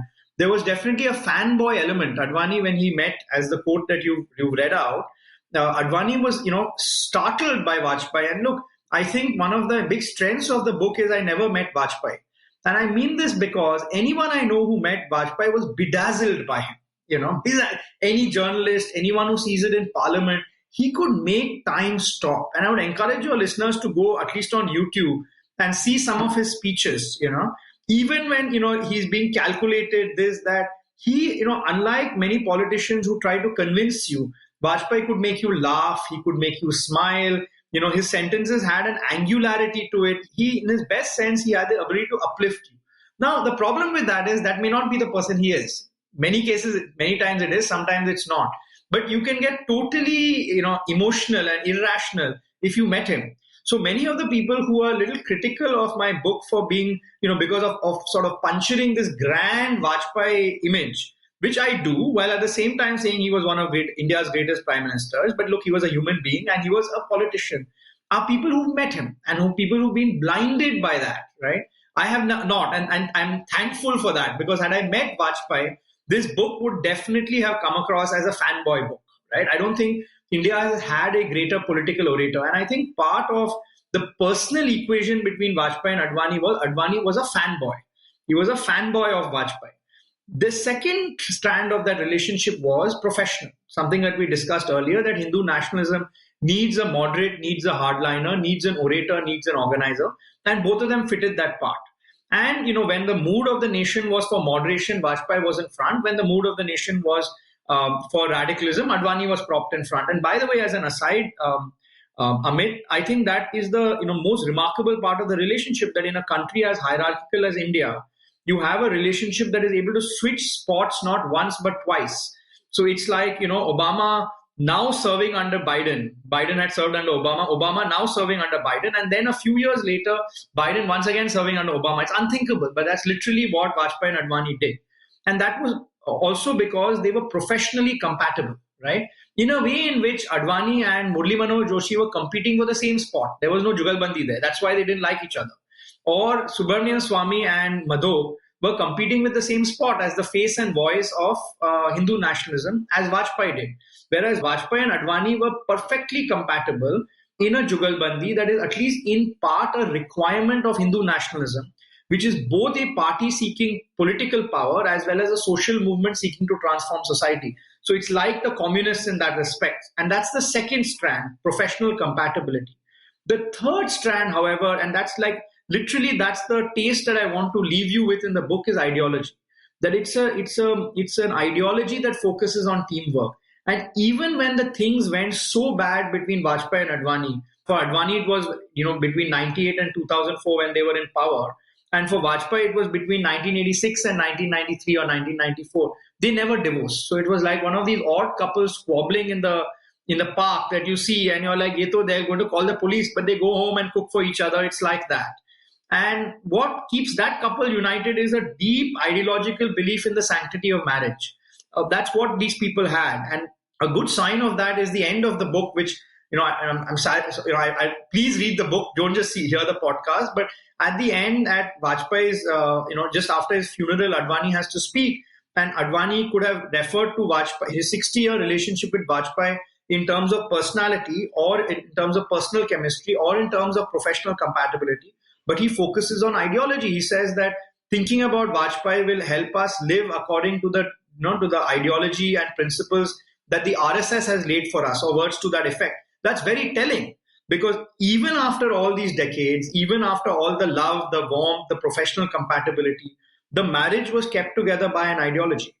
No, that's fascinating. And I'll go off on another sort of brief digression by something that you said and something that you wrote. What you said was that you're glad you didn't meet Vajpayee because then you might have been biased by it and this could have been a fanboy story. In your book, at one point, you also write about how Advani, realizing consciously that he needs to woo English-speaking journalists, and so he gets Swapan Das Gupta and Chandan Mitra and so on into the fold. And since then, they've been complete fanboys. And equally, I know sort of quote-unquote liberal acquaintances of mine who have been granted a meeting with Rahul Gandhi, and suddenly their view just flipped and they are just in complete awe of the guy. And no, he's not as dumb as you think he is, and blah, blah, blah. So what happens? And I'm referring to sort of, if you have any observations about this human trait, that you meet this person in power who's a public figure who is nice to you, and suddenly you just flip, your independent thinking vanishes. I have seen this so often, and it's just so bizarre. Yeah, it's the power of raw charisma. This is what Max Weber said is a very key component of why politics works. And boy, did Vajpayee have it, Like Advani, I don't think you meet Advani and you say sincere man, if you like him, like whatever, educated man. But, you won't, like with Vajpayee, journalists will go to talk to him. Journalists have told me to talk to him about some political story. And he'll kind of turn to the window and see, Barish Suno. And they'll go and for 5 minutes listen to the sound of the rain, I mean, it's mesmerizing, absolutely mesmerizing, and that's, of course, at a personal level. At a political level, Vajpayee's command over what to say, what not to say, was an enormous political tool. Like, to give you one example, again, this charisma. He goes to Pakistan in the late 90s on the bus, Lahore bus yatra, and he gives a speech in Pakistan to all the elites of Pakistan. And he just totally floors them, both in the way he quotes Urdu and the way he speaks, but also in like the sentences he uses. So he gives the sentence, and I quote it in the book, I'm saying it in English, which is, he says that, some people feel that by coming to Pakistan, I have put a moher or I have put a stamp on their existence, right? So that's the beautiful sentence, because what he's saying is, and the Lahore Pakistan audience understands, is that people in the RSS who believe in Akhand Bharat, who believe that Pakistan should not exist in the first place, feel that by Vajpayee going there that he has put a seal on Pakistan, right? But he never has to say it in that complicated way. He actually, George Orwell, should use Vajpayee as an example, because he shows without telling. And then the next sentence is remarkable. He says, I'm here to tell you that Pakistan's existence doesn't need a stamp from anybody. And the crowd there goes bananas, because they get exactly what he's trying to say. At the same time, nobody in India makes a complaint. The RSS doesn't say anything, because at least formally the sentence seems okay. So this charisma that you're talking about is able to float people, charm parliament, but it's also able to say things and not say things, that is able to paper over the very different and sometimes conflicting constituencies of Hindu nationalism. And how much of Vajpayee is Mukhota? Like, how much of this is, do you think, is your feel, is performative? And how much is sort of the real Vajpayee? Because it seems to me at different points in your narrative, you get a sense of a man who does believe in certain things and is willing to stand up. Like, for example, his relationship with Rajkumari when Golwalkar asked him to break that down, or even his sort of stubbornness towards, like, when he forms the BJP in 1980 and he's saying Gandhian socialism and we won't talk about the other, and he kind of abandons the Hindu vote, so to say, what you would imagine, all of which, then goes through the Congress and the RSS stops working for them, but he kind of sticks to his gun till the election of 84, which is so disastrous. So I did get the sense through the book that there are certain core beliefs that he will not compromise on no matter what the politics. So tell me a little bit more about your sense of the man in those terms, that between Mukhota and man, what's happening there? Are there lines he will not cross? So good question, Amit. And, despite having spent 3 years and reading everything he's written, I don't have an answer. And that's something I learned even when I worked with Narasimha Rao, that you think Narasimha Rao, I was focusing only on Narasimha Rao and it was only a biography. And even so, there were parts of him I didn't understand, and I then began to realize that, if I think about my parents, or if I think about my wife, or I think about my daughter, I know them so well, sometimes they surprise you. And I'm sure that your listeners and you also, Amit, you think you know somebody very well, and then sometimes you realize you don't know. There's parts to them that you can never quite make out. And even while writing it, I wanted to leave that. Like, human beings are not mathematical equations where you figured them out, because they sometimes surprise you. And at least I hope that with Advani and Vajpayee, I make them living and breathing, and you come away knowing something about them, but they also seem to have this ability to sometimes surprise you, right? So that's how I sort of told the story of Vajpayee, especially this sort of core conflict that you talk about, saying that, is he really a moderate or is he putting on a mask, right? And at times it seemed he was wearing a mask. At times he seemed that, his instincts were liberal. I didn't fight that. I didn't try to paper that over. And I didn't try to kind of explain it at the end. Except to say that, large and great personalities are complex figures.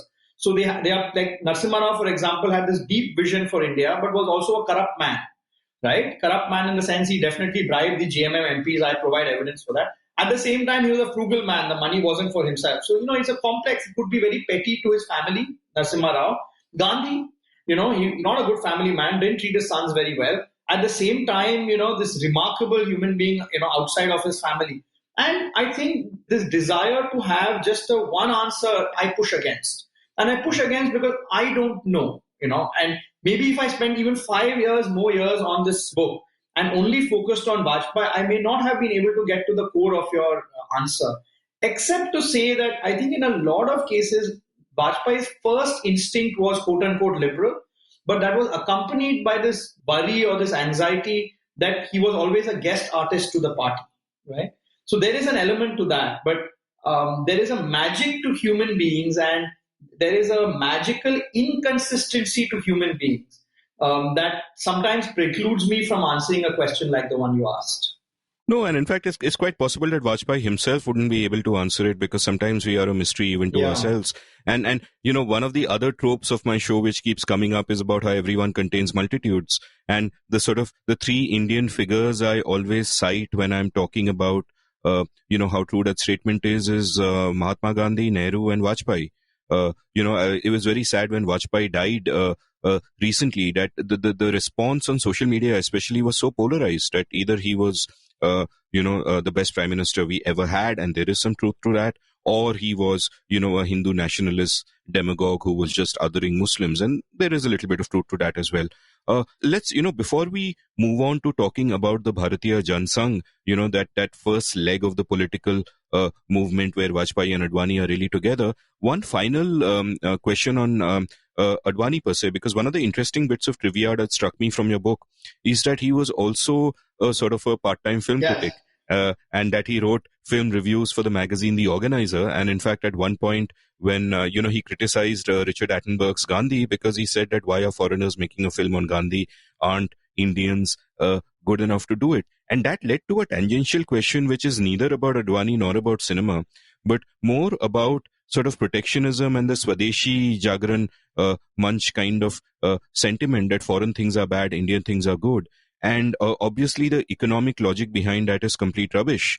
But I've come to realize that the point of that sentiment is that insular protectionist sentiment is not even so much sort of economic, though there is, of course, a political logic of it that your base of small traders will want to be protected from imports and all that, but is also in a sense psychological, and it's this distrust and resentment and hatred of the other who comes from outside because of, these centuries of colonization and invasion and all of that.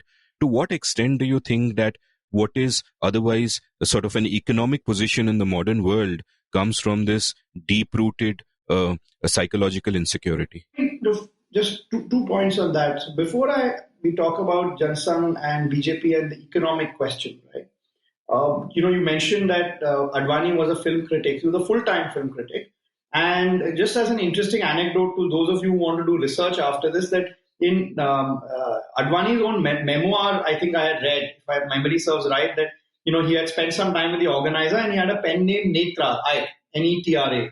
So then, of course, my researcher mind said, let me go and find these articles, which was a huge pain because we're looking at articles written in the 1960s.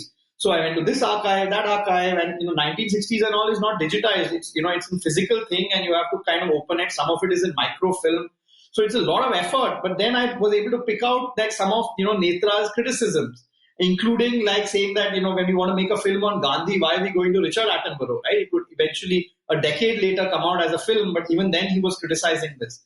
So this is a part about this process that I quite like. You get a clue somewhere. I used to read Sherlock Holmes as a kid, so maybe I just, if I can't do the real thing, I do like the fake thing, which is a researcher Sherlock Holmes, which is you get a tip like this, then you go to one library, you go to another library, you go to a microfilm, and this just doing that one sentence, finding out a couple of his reviews took me a lot of time, but it was worth it, because someone like you will read it and you'll immediately notice it, and it's a show don't tell. Like, don't tell me that Advani was a reviewer. Write some of the, quote him giving some of those reviews. That itself gives you something about the man, right? So the thank you for noticing that, because otherwise a week could have been wasted, right? But the larger question you ask is about this instinct of protectionism that Hindu nationalism had. Let me push back a little bit against that, Amit, because I spent a lot of time in the book arguing that Hindu nationalism doesn't really have a theory of what to do once you have state power. So it has this theory on how you get state power in a democracy by uniting Hindus, othering Muslims, etc., etc., etc.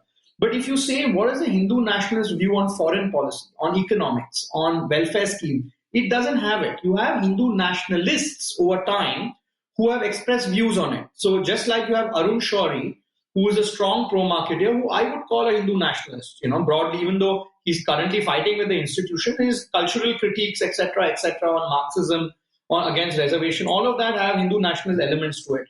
At the same time, you have his former close friend, Guru Murthy, who was, with the Swadeshi Jagran Manch.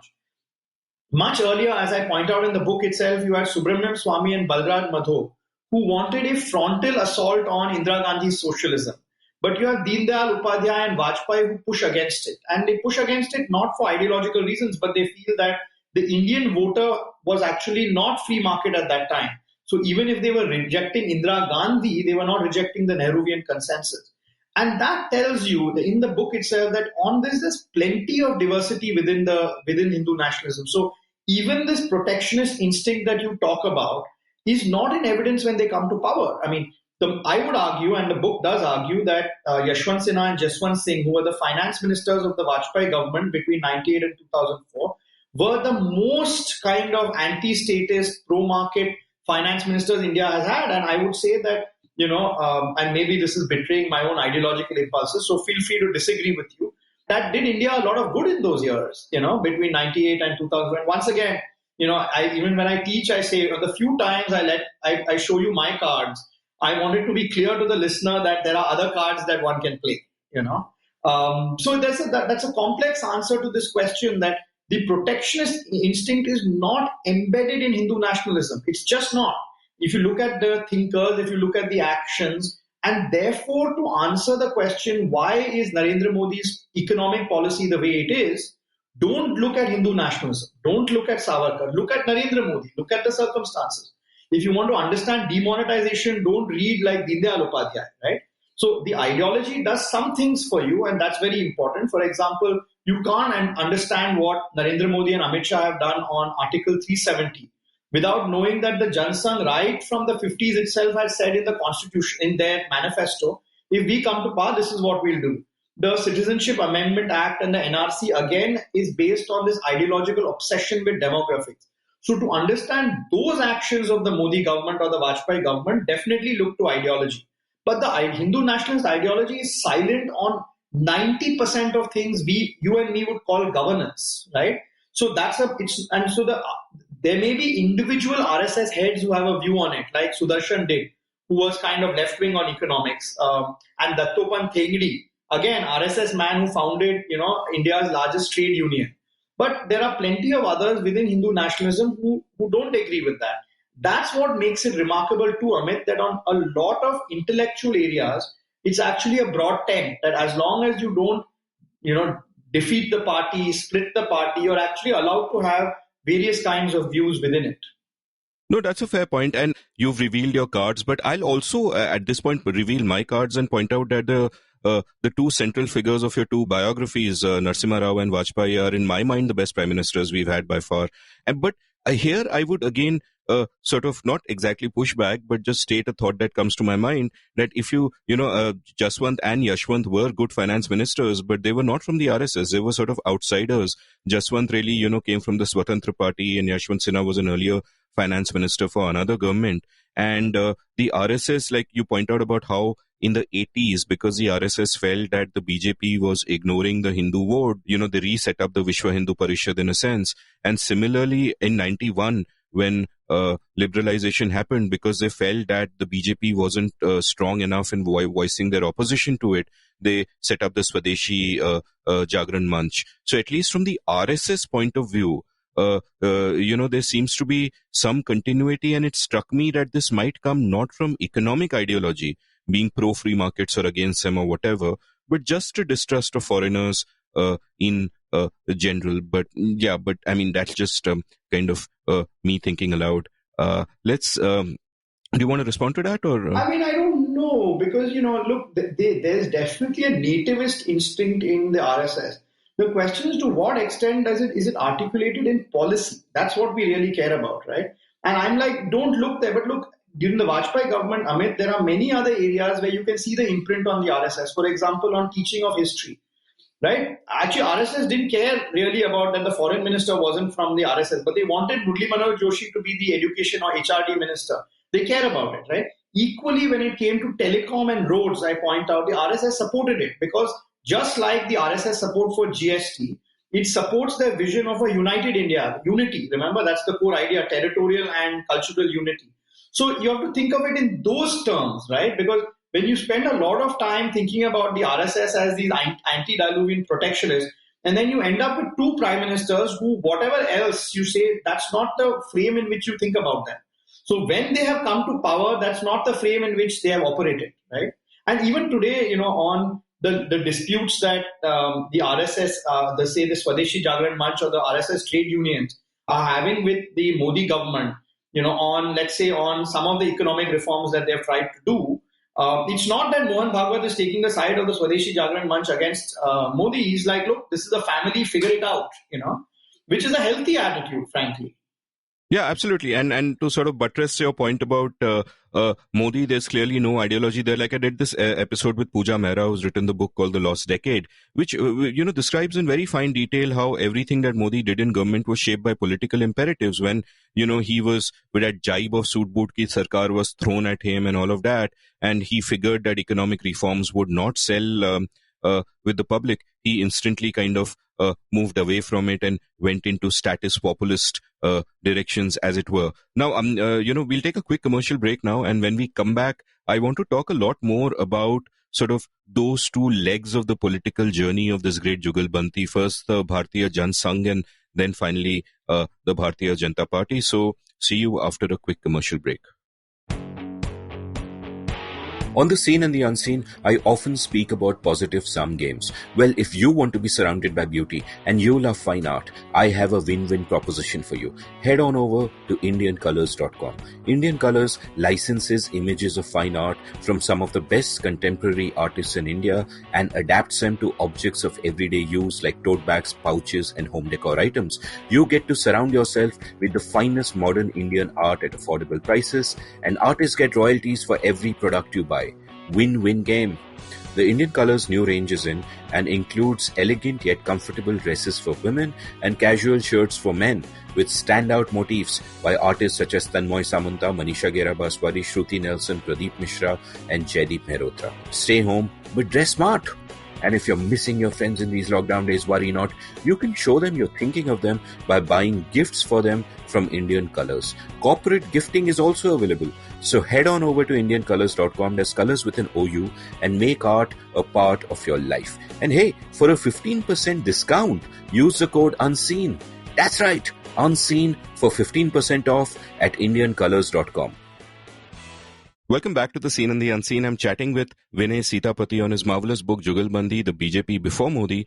And now, we've spoken about sort of the background of Hindu nationalism and, all the different conditions which lead to it sort of coming to being. We've spoken about the different personalities of Advani and Vajpayee and the relationship between them. I want to speak now a little bit about the Bharatiya Jana Sangh. We spoke about how it originated because after the assassination of Mahatma Gandhi, when the RSS was sort of thrust into the wilderness and demonized and banned for a few months, they realized that we need to have a political voice. And, Golwalkar, despite being initially hesitant, said, okay, let's go for it, and supplied his RSS pracharaks and his RSS people to this new party led by Shyama Prasad Mukherjee, and then, who dies young, so at 51. So, and there's an interesting counterfactual there, and if we have time, I'll ask you about those. But then Vajpayee and Advani take over the party. Now, this the next phase that happens is very interesting to me, because what you point out is that for about 15 to 18 years, they have to function within what you call the Nehruvian consensus. So what do you mean by that? And tell me a little bit about what it implies and which are the areas where Vajpayee and Advani feel that they can compromise because they have to go with the temper of the times, and which are the areas that are so core to them that they never compromise on those?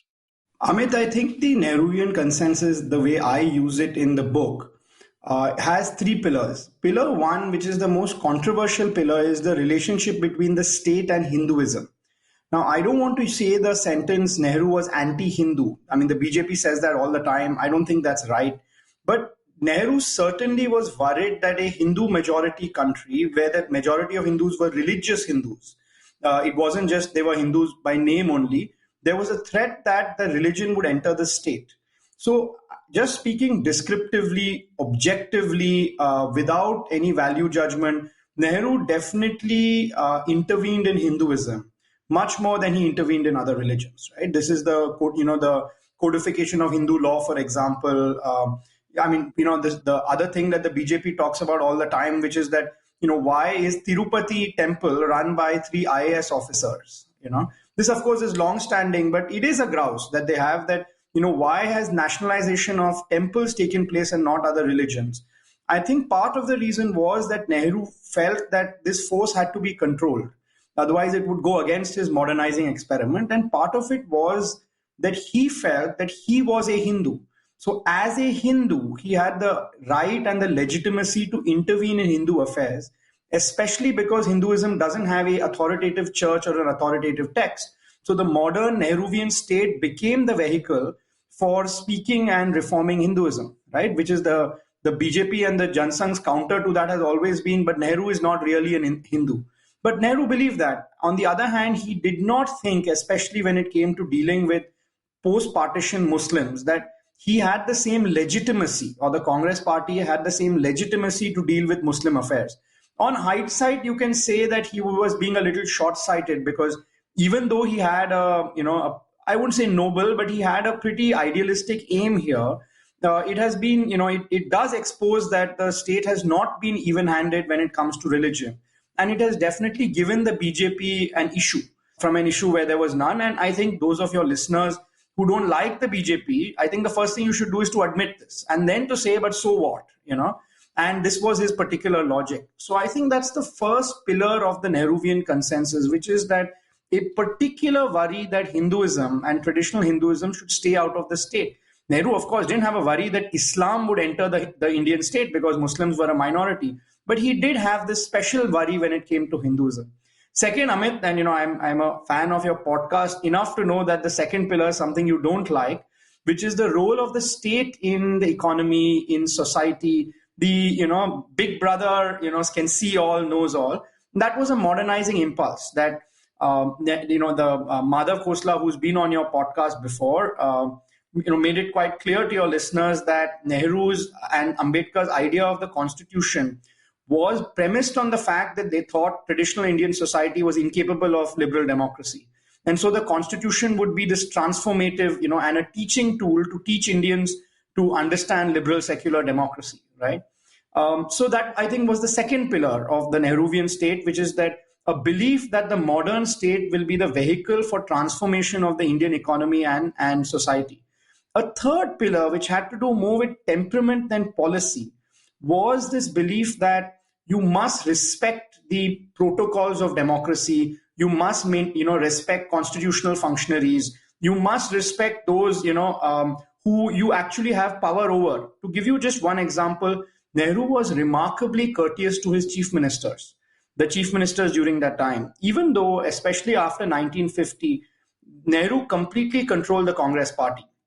And the chief ministers were totally beholden to him. Yet, as you can see from his letters to chief ministers, he was very respectful of that. So these were the three pillars of the Nehruvian consensus. A particular worry that Hinduism would take over the state. Let me put that in the most neutral way possible.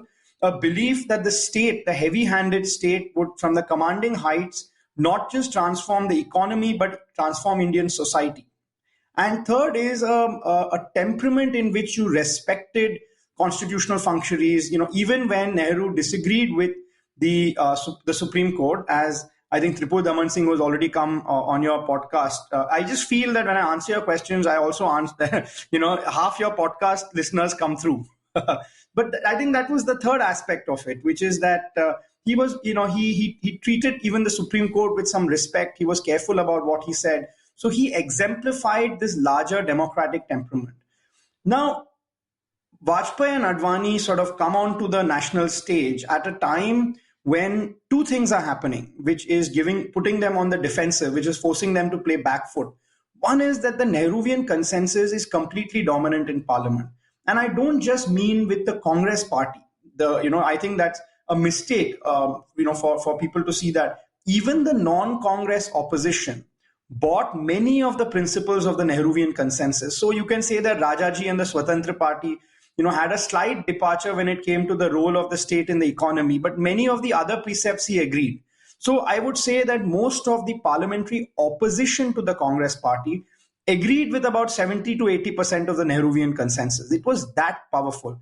And today, when you see a Modi consensus or a Narasimha consensus in India, I think people will find it very hard to remember how much of a colossus Nehru was both in parliament and in India. Today they all say, oh, he's a UP Brahmin or a Kashmiri Brahmin who sort of moved to UP. What's his social base? Is he like Lalu Yadav? I mean, he had a national base and he really stood out as the hope of post-independent India. Now, I am critical of him in the book, saying that his self-conscious elitism has brought the Congress party where it is today. So there's something conceptual in that idea. But nonetheless, he was a colossus. So Vajpayee and Advani had to deal with that. And Vajpayee in particular. And Vajpayee therefore adopted the Nehruvian consensus because that's what it meant to be respectable in parliament. And as we've discussed before, Vajpayee, the thing he cared about the most was speaking in parliament, charming the opposition. He didn't really care who ran the party, and he was very happy for Advani to do that. So that was the first impact on Vajpayee, the Nehruvian consensus. The second reason why the Jana Sangh of that period, which is the precursor party to the BJP, had to fall within the Nehruvian consensus was the murder of Mahatma Gandhi. As we discussed earlier, the Jana Sangh or Hindu nationalism more generally was on the ascendant after partition, because what the Hindu Mahasabha and the RSS had been complaining about Gandhi and the Congress all this while, namely that the appeasement of the Muslim League would result in the breakage of India, actually happened. And we don't have evidence for this in terms of elections, but if you just look at the increase in enrollment of Hindu Mahasabha, increase in enrollment of RSS between August 1947 and February 1948, which is when Gandhi is assassinated, it's definitely on the ascendant. And people I speak to, within the RSS and the Jana Sangh of that period, really felt that this was their chance. That, we had a 80% Hindu majority, half the Muslim population, no Britishers. This was their chance. The murder of the Mahatma, who was the leader of Hindus, right, ironically made the RSS and Hindu Mahasabha seem like a party that was opposed to the interest of the vast majority of moderate Hindus.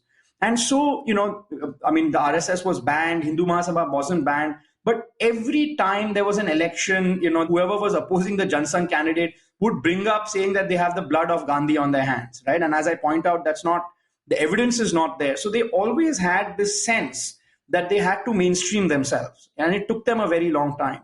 And the way to mainstream themselves, Amit, was to basically fall within the Nehruvian consensus, on which 80 to 90% didn't disagree. They did disagree on the role of Hinduism in the state, but that was something they downplayed in the initial years.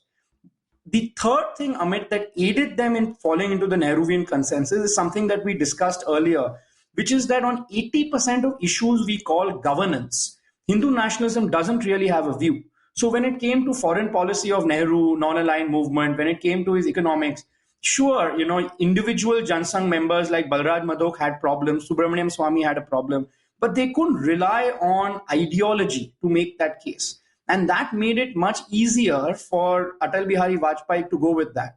And as evidence of that point that I give you is that once the Central Hall of Parliament, which is sort of the heart of where the gossip and the chai is drunk in Parliament, when that consensus changes after Narasimha Rao, especially with regard to the relationship between the state and the economy, Vajpayee changes too. And that tells you that he doesn't have deep views on this. He just wants to go with whatever makes common sense in Parliament. So that's the relationship between Vajpayee and the Nehruvian consensus.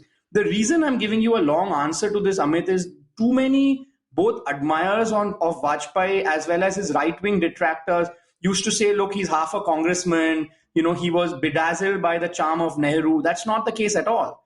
He was a wily politician. He understood very clearly that Nehru was the consensus and he didn't want to break from the consensus. And that's also why the RSS supported Vajpayee when it came to these quote-unquote left-wing views.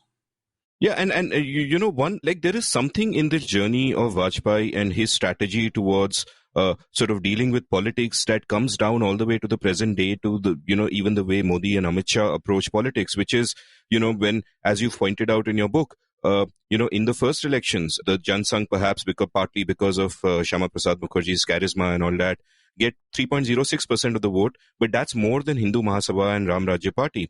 And therefore, the Bharatiya Jana Sangh automatically becomes the primary Hindu party, so to say.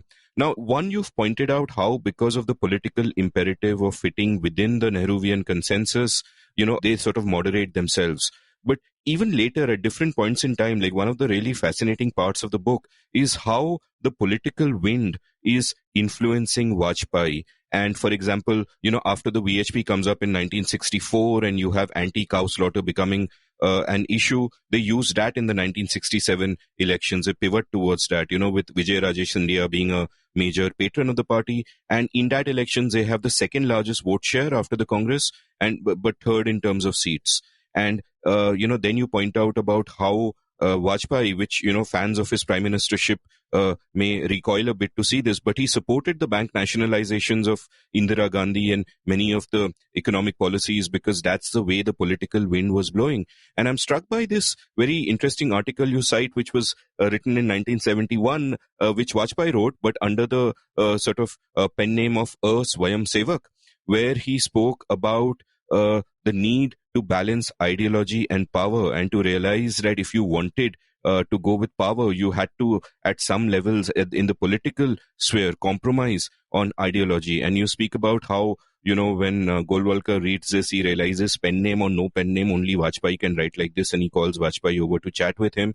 And he realizes that Vajpayee, in a sense, is right, that the RSS needs to take a step back and, let Vajpayee kind of go down this route. Now, this sort of leads me to this larger question that even in modern times, and this is a question I've had, that on the one hand, we see with the BJP today taking Hindutva almost to its logical sort of conclusion, where many of the things that they aimed for in that period of time, like the building of temple and the abolition of 370 and all that, is gradually being achieved. But at the same time, there is again a trade-off to be made between pure ideology and the will to power, so to say, which Amit Shah exemplifies. So on the one hand, you see this ideological purity which is finding more expression, but on the other hand, you also have a will to power where, for example, under Amit Shah, they'll do what I would call in the political sphere mergers and acquisitions, where they'll buy 50 MPs from this party, or, co-opt leaders from some other party, and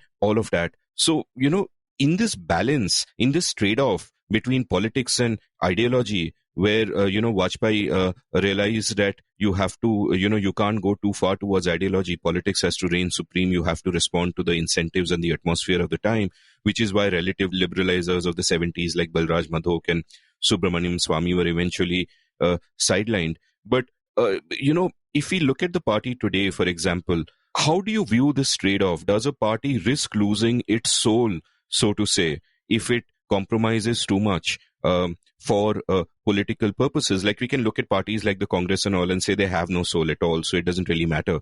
But the BJP is a firmly ideological party, and yet it is this will to power and the accumulated organizational wisdom of a century that has got them to where they are today.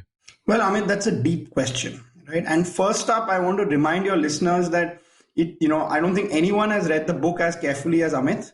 But that doesn't mean you only hear this podcast and not buy the book. That's what I'm worried about, Amit, because you've read it so carefully that, the reader may feel why should we buy the book? Please buy the book. It's available on Amazon.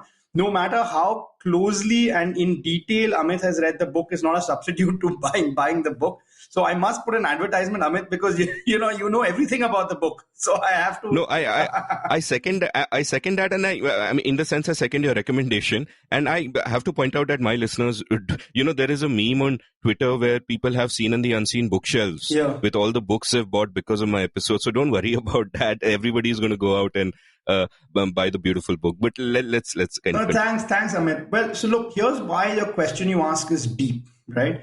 Which is that at the heart of Hindu nationalism is, you call it will to power and ideology, right? Let me call it, it's a conventional party seating power, which is your will to power argument. And two is it's an ideological movement radically seeking to reshape society. And there is this tension. And this tension is always on yin and yang. So I wouldn't say that there's we discussed this earlier, there's no movement towards radicalism necessarily. The nature of India is always you have moderate Hindus, you have radical Hindus. You have plenty of people who don't think of themselves as Hindus. That a political party that, wins enormously, the word enormous only means less than 50%. So I think the highest vote share any prime minister has got is Rajiv Gandhi in 1984 on the back of his mother's murder. And even he got less than 1 in 2 voters, right? So you always have some other party, if opposition, you have adequate unity, then that puts the BJP or the Congress on the back burner and then forces you to be moderate to try to get allies. So the dynamic that you talk about, right, is a yin and yang, is an up and down, right? It's never moving towards one particular direction. To give you just one example, when it came to the Citizenship Amendment Act, there's a reason I think that it was Amit Shah who presented it.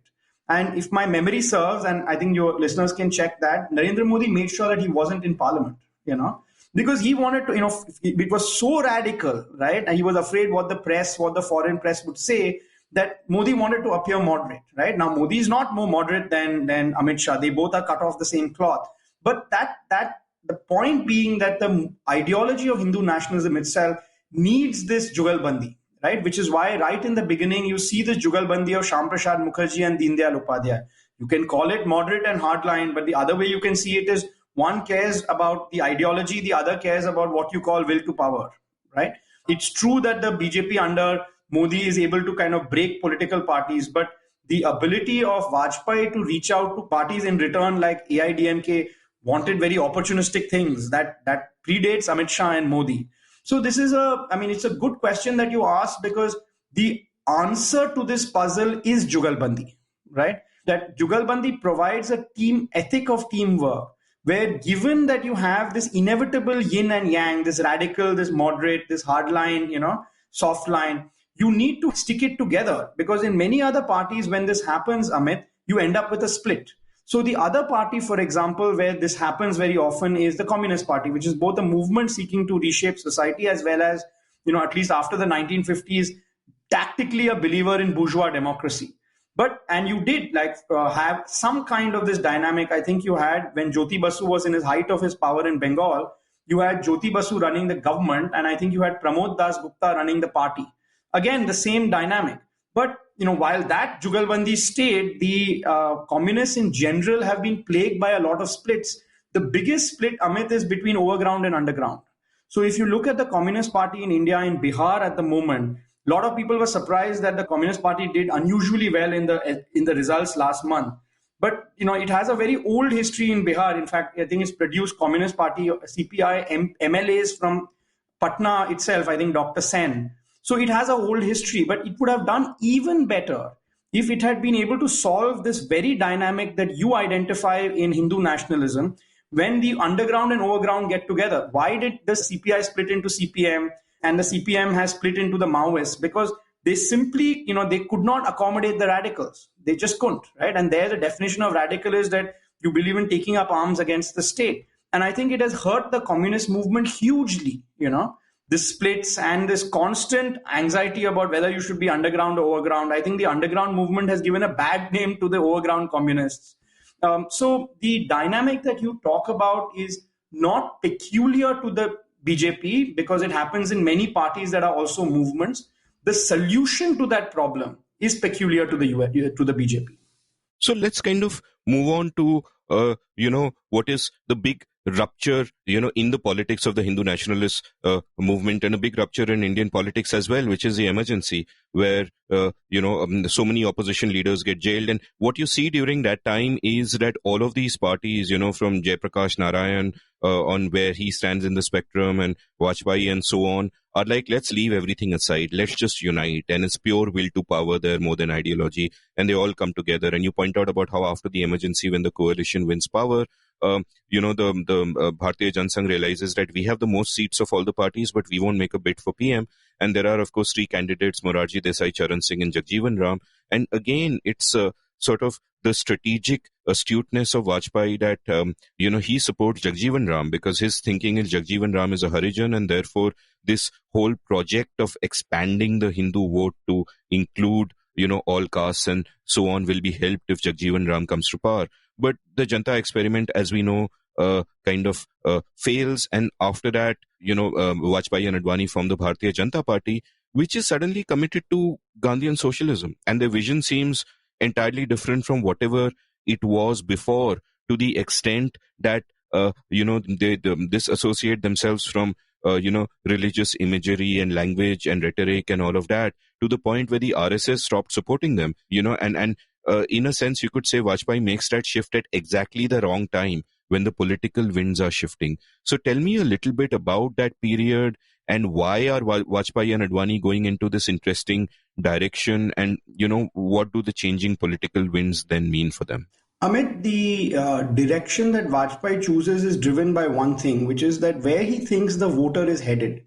Vajpayee's analysis of the 1970s in India is, even though the Congress is in decline, Congressism or the Nehruvian consensus has not been rejected by the voter. So while the voter in 1977 rejects Indira Gandhi, they don't reject the larger principles on which the Nehruvian consensus is built.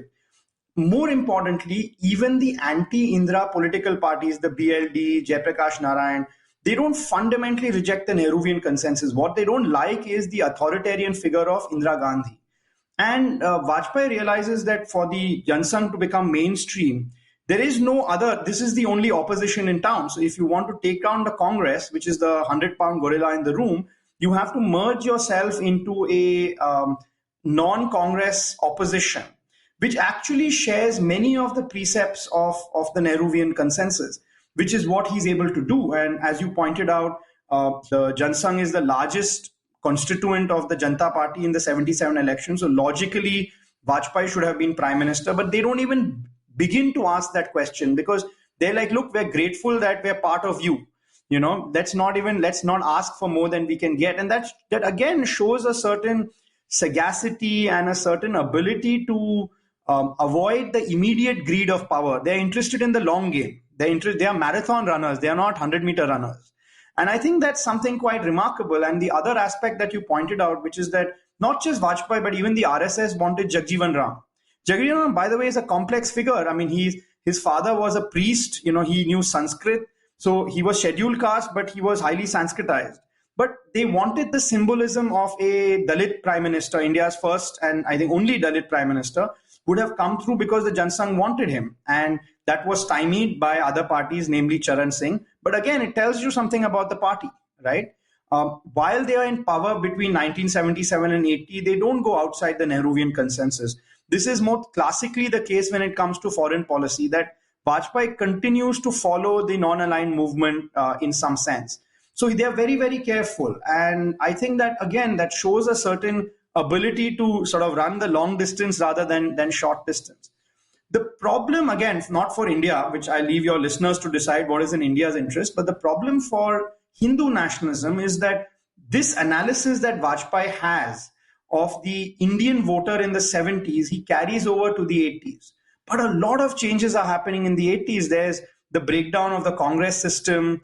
There's Hindu anxiety because of the Khalistan movement, which is targeting Hindus of all castes.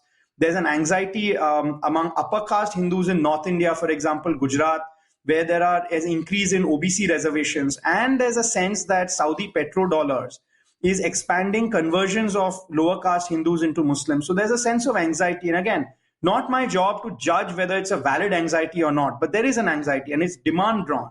Now, at precisely this time, Vajpayee, who one of the core arguments I make in this book is he's not a mass politician. He has his ear to parliament. He doesn't have his ear to the ground. And there's a difference between the two, because changes in the ground may take a little while to percolate to parliament. It's not immediate. Whereas I think someone like Indira Gandhi and Narendra Modi have a direct connect with the voter. So Vajpayee doesn't get it. So even in the early 80s, when the Bharatiya Janata Party is created in 1980, he actually wants it to be a continuation of Jayaprakash Narayan's vision. Hence, even the name. I think the most important relic of the Janata experiment that remains today is the name Bharatiya Janata Party. Right? It's the same name. He just put Bharatiya in front of it. He made sure that there was a prominent Muslim leader, Sikandar Bhakt. He said very clearly that we won't follow Hindu nationalist ideology. We will follow Jayaprakash Narayan's ideology. What we will do is we'll follow Hindu nationalist discipline, because what he felt the Janata experiment lacked was just discipline and teamwork. So he wanted to take Hindu nationalist teamwork with Jayaprakash's ideology. And as I point out, in the early 1980s, he's exactly wrong. Again, it's not anxiety that is created by the RSS or VHP, but the RSS and VHP see this, and they see that the party of the Hindus, the BJP, is actually turning left, is turning secular. So they then activate this Hindu anxiety even more. And Indira Gandhi, who's a far better politician in that sense than Vajpayee, as a mass level, sees this Hindu anxiety. She plays to it. She goes to temples. She wears saffron saris. In the, I think, 1982 or 83, there are elections in Jammu and Kashmir. And as your listeners know, Jammu is has a lot of Hindus, and the valley is exclusively Muslim. So she campaigns for the Hindu votes Indira Gandhi campaigns for the Hindu vote in Jammu in that election, using the bogey of National Conference, Farooq Abdullah, and the valley's Muslims, right? And she portrays herself as, Goddess Durga, committed to keeping India united against the Khalistan movement, and even gives her life for the movement. The RSS notices. And so in the 1984 elections held immediately after Indira Gandhi's murder, the RSS actually campaigns and votes for Rajiv Gandhi. Because, I quote an RSS essay in their mouthpiece organizer just after the election saying that, look, Rajiv won because he was the Hindu party and Vajpayee lost because he was not the Hindu party. And that begins Vajpayee's long exile from the BJP, beginning in 1986 all the way to 1995. So to answer your question, I think Vajpayee's analysis of where India was heading in the 1970s was right. Someone like Balraj Madhok was wrong in this regard. I don't think the Jana Sangh would have survived in the 70s by being the party of capitalism, much as many of your listeners would have preferred that. I just don't think the political mood was for that. In the 80s, on the other hand, Vajpayee read it completely wrong. And Advani read it better because he had his ear closer to the cadre. So Advani, I show him, facing the biggest test of loyalty in his life because he doesn't want to reject Vajpayee, the person, but he has to reject Vajpayee, the ideology. And he does it. And what is remarkable about the BJP is that this happens without a split to the party. In any other party, Amit, this would have resulted in a split. No, and I was struck by, the words of the RSS where they call the 1984 elections as a, quote, massive Hindu mandate, end quote, for Rajiv Gandhi, which is very telling. And you talk about how that big growing Hindu vote bank between 1980 and 1984 just goes for the Congress. And you sort of point out another very sort of interesting meeting after that where, the RSS is trying to figure out what do we do. And obviously the BJP needs a new leader and all of that. And they have, of course, revived the Vishwa Hindu Parishad as a sort of a counterpoint to take the hardline view forward. But then they decide that Vajpayee has to go. And you describe this fascinating meeting. I think it's in Gandhinagar, yes, where the young Amit Shah has to, grind pan for Vijay Raj. Beetle nut. He has to grind beetle nut for Vijay Rajesh Scindia, who's sitting in a room with Atal. And at one point where he's handing over the beetle nut, this message comes from the RSS that Vajpayee has to step down and Vijay Raje has to take over.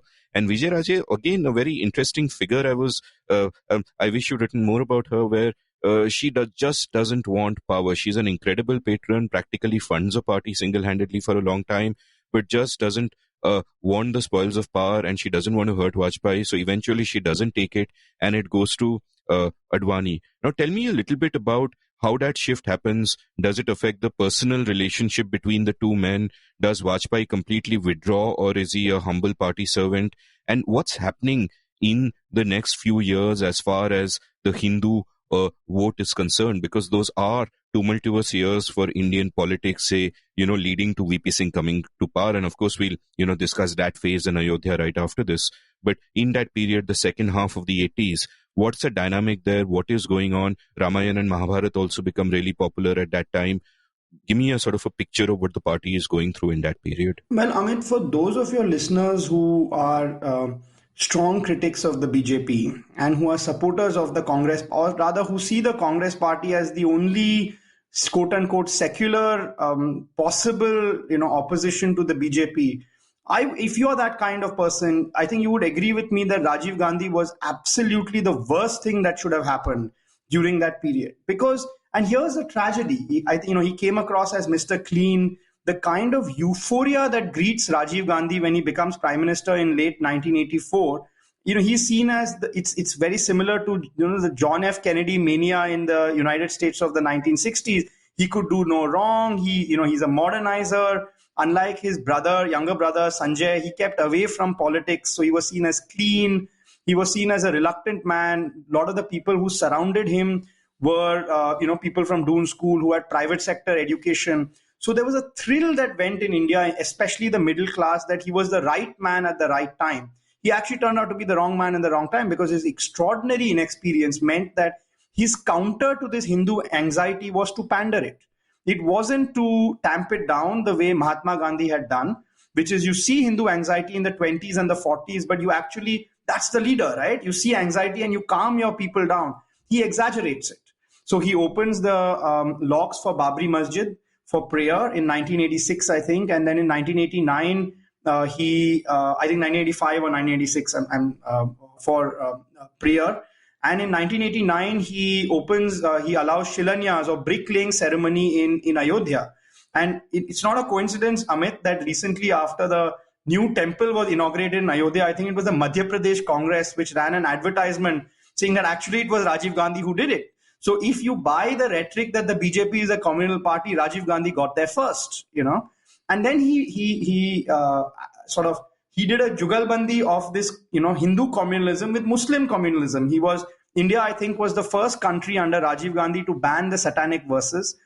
He annuls the Supreme Court judgment when it comes to Shah Bano by passing a law, which did the exact opposite of protecting Muslim women. So here was a man who, when sees these various Hindu and Muslim anxieties not of his making, responds not with high-minded liberalism, but pandering of the worst kind, absolutely worst kind. And that is the box or the hole that the new party president Lal Krishna Advani finds himself in 1986, that you have Hindu anxiety, but actually that Hindu anxiety is being sought to be monopolized by the Congress party. And if he doesn't move to the right of the Congress party, he risks a repetition of the 1984 results where the Congress gets all the Hindu votes. And that it is this kind of context, Amit, in which the Lal Krishna Advani finally accepts the Ayodhya movement. The Ayodhya movement began by the RSS, VHP, and I hope your listeners are listening to this, 2 congressmen on stage in 1983 for the Ayodhya movement. And very soon, Rajiv Gandhi adopts it. It takes to 1989 for the BJP to adopt it under Lal Krishna Advani. And as I point out, he gets on the Rath Yatra. It's an opportunistic reaction to the Mandal Commission recommendations being implemented. And in many ways, the book argues that Advani's about right turn was actually a signal to his own cadre and his own movement that the BJP doesn't want to get left behind.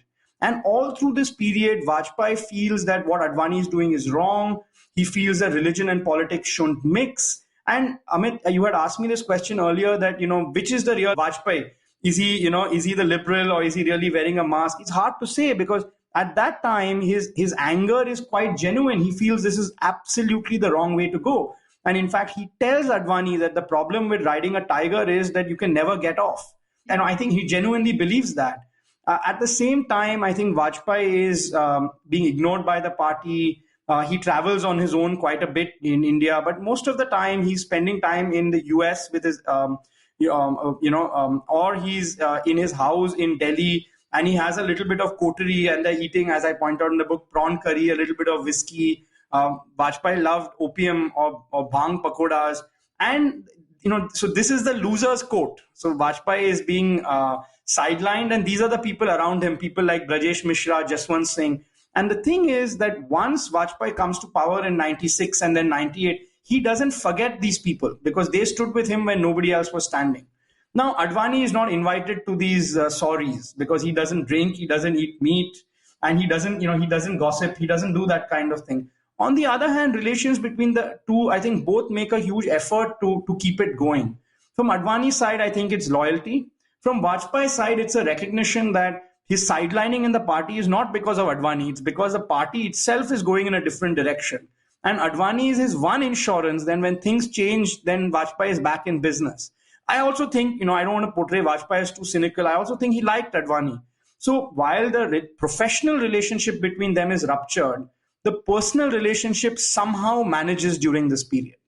No, and I can't underscore the point you made earlier about the Congress's alleged secularism, which, the BJP themselves used to use the term pseudo-secularism, which was very interesting because if you're against pseudo-secularism, one would assume you're against the pseudo part of it and therefore you don't mind secularism. But they were against both pseudo-secularism and secularism. But, the point to underscore and what I feel strongly about is that the Congress today on the ground is the party of Kamal Nath.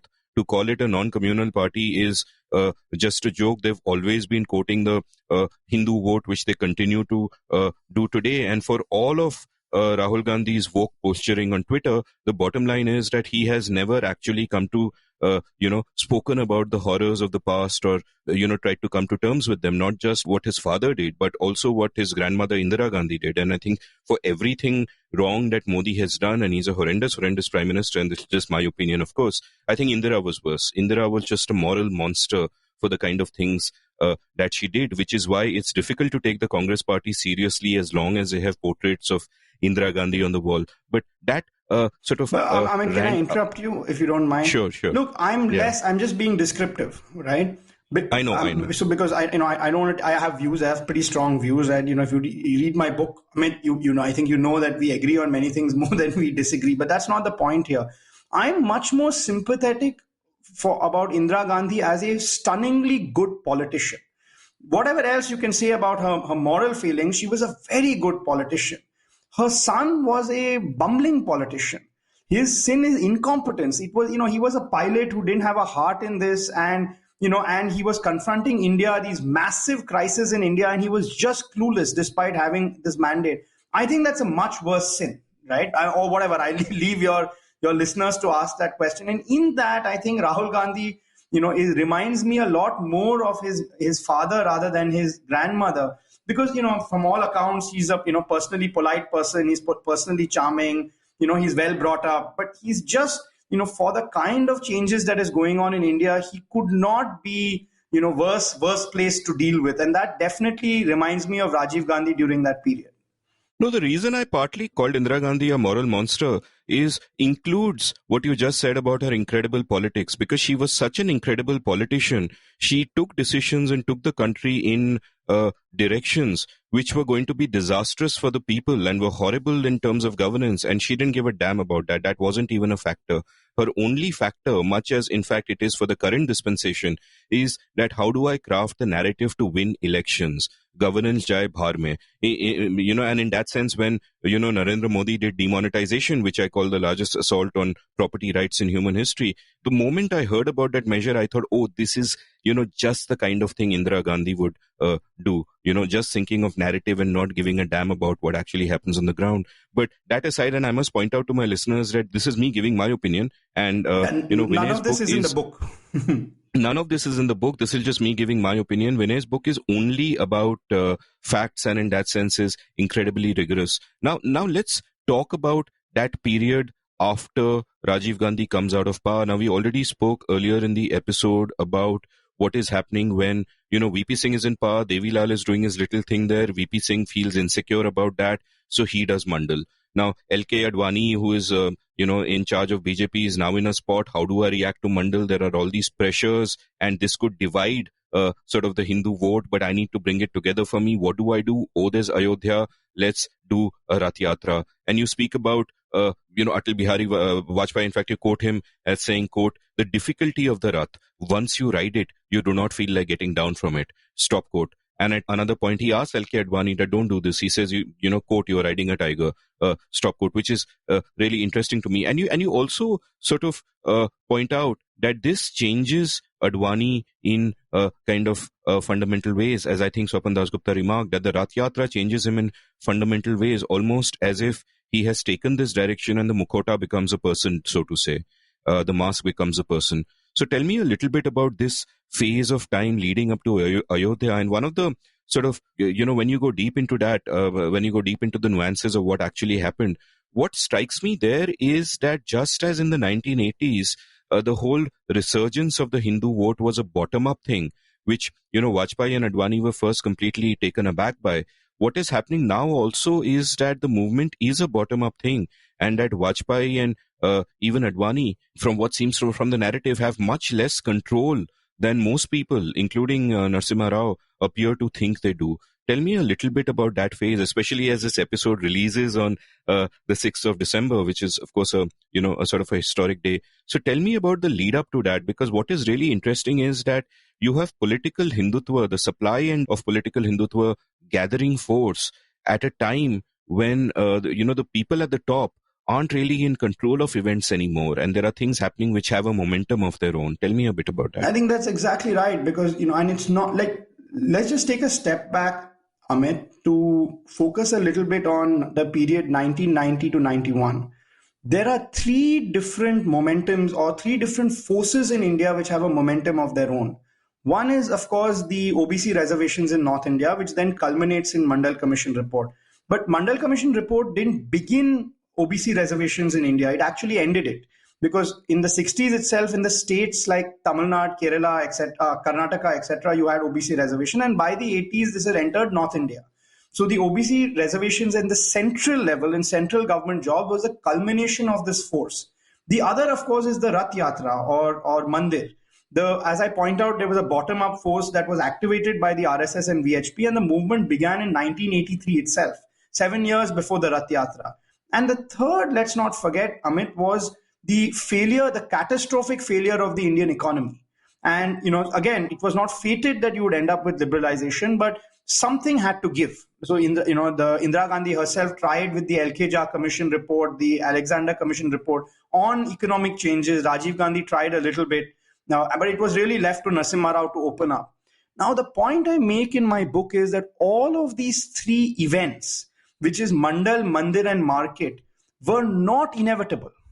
right? When VP Singh comes to power, yes, there is an OBC reservation, they talk about it in the manifesto itself. But had it not been for Devi Lal's attempt to upstage VP Singh, he may never have implemented the Mandal Commission report. If the government had changed and the Congress come back, they would have never implemented it. Because the commission report was submitted in 1980 itself, and for 10 years the Congress government didn't want to touch it. Is ditto with Mandir. If it hadn't been for Mandal Commission report, Advani was still, in his Hamlet-like ability of should I not. He wouldn't have decisively got on to the rath. And as I argued in my previous book, Half Line, if it wasn't for Narasimha Rao, you may not have been so decisive when it came to liberalization. And I just want to take your listeners back to a question we had right in the beginning of this podcast, which is the role that events and people play alongside structures and larger changes. And I think Mandal, Mandir and Market are good examples of that. That yes, there were larger forces, but it was not fated. And all those three decisions which L.K. Advani makes on Mandal, Mandir and Market, which is to support OBC reservations, support Mandal, to support Mandir and to support Market, was not inevitable. And I point out in the book many pulls and pressures he had. And for good or for worse, those three decisions define the party today, which is that BJP is known as the pro-Mandir party. It is known also as an OBC party. And, I know many of your listeners would disagree, but at least, it plays, superficial mouth value to the benefits of liberalization. So, and that's very important to, because that 1991 period, Amit, is a real pivot in Indian history. It could have turned out very differently. Yes, there were the larger forces, but only looking at a larger forces and saying that these were inevitable in India, or to put it differently, looking just as demand side explanations to say that supply will soon follow, it need not have turned out that way. So in that sense, it's an enormous pivot. And I want to end with the question you asked, because, today your listeners are hearing it on December 6th, 2020. And on December 6, 1992, there was a very different event in India, which is the demolition of the Babri Masjid. And Amit, I got to tell you that the Babri Masjid haunts me in many ways. So as I told you right in the beginning of the podcast, I remember the Bombay riots. I remember seeing the timber yards on the other side of Mahim Bay burning from the terrace of my building. But also in my Narasimha Rao book, I devoted a whole chapter to it. And once again, in this book, I devote an entire chapter to Babri Masjid. And broadly, so I think I've done more research on the subject and talked to more people than most, I would say, with some confidence. And, I don't want to reveal more to your listener because, she and he should read it. But in short, I'm more convinced that things went out of control rather than a well-planned conspiracy from the top. There was a conspiracy. The question is, was the top leadership of the BJP involved? You would never know because there's a lot of smokes and mirrors happening here. The trial court has actually exonerated everybody saying there's no conspiracy. I don't agree with that. But I certainly it seems certainly plausible that someone like Advani and Vajpayee were blindsided by things getting out of hand rather than, well-planned conspiracy from the top. In fact, one of the sort of memorable sentences from your book, and earlier you claimed that you are not into good sentences and all of that, and that's completely untrue. And one of my favorite sentences from the book is when you're describing Advani and Joshi at the site where, things are going out of their hand. And you write, quote, "They look like prisoners rather than wardens," stop quote, which to me sums up so much, not just about that event, but possibly a lot more than that. And then you also write about how, Atal Bihari Vajpayee, of course, chose not to go to Ayodhya and was apprehensive about what would happen there. And he's in Delhi. And, when the demolition starts, N.M. Khatate, his old friend, goes to meet him. And you quote Khatate as saying, quote, "He was all alone watching TV. He was very, very angry. He could not believe what had happened." Stop quote. And there's and that's just a very interesting dynamic. We don't have much time, so I want to get to sort of closing question in a sense. But again, I would say that I have barely touched upon the depth and nuance that is in your book. So, even the period after this through the 90s, Vajpayee becoming prime minister, the two short terms and then that one longish term, and then Modi and Shah coming back, all of it is fascinating, and it's like a thriller unfolding in front of you, and an ongoing thriller, as it were. So it's impossible to kind of put it down. I want to sort of end with something that you said in a recent interview for Scroll with Rohan Venkat. where in response to something that he said, you spoke about how, quote, a Hindu group consciousness that you are Hindu, I am Hindu, let's vote for the same party, that has to be constructed. That's a 100-year project of Hindu nationalism, which is why when you look at the wording of Hindu nationalism is politically liberal in that it is premised on the idea of one person, one vote. Stop quote. Now, you've spoken about the Hindu group consciousness. You are Hindu, I am Hindu, let's vote for the same party. Now, obviously, people contain multitudes, which has become a cliche on my show. And, and it might be the case that, let us say that I am Hindu, and you can appeal to that part of me when you're trying to build this Hindu group consciousness.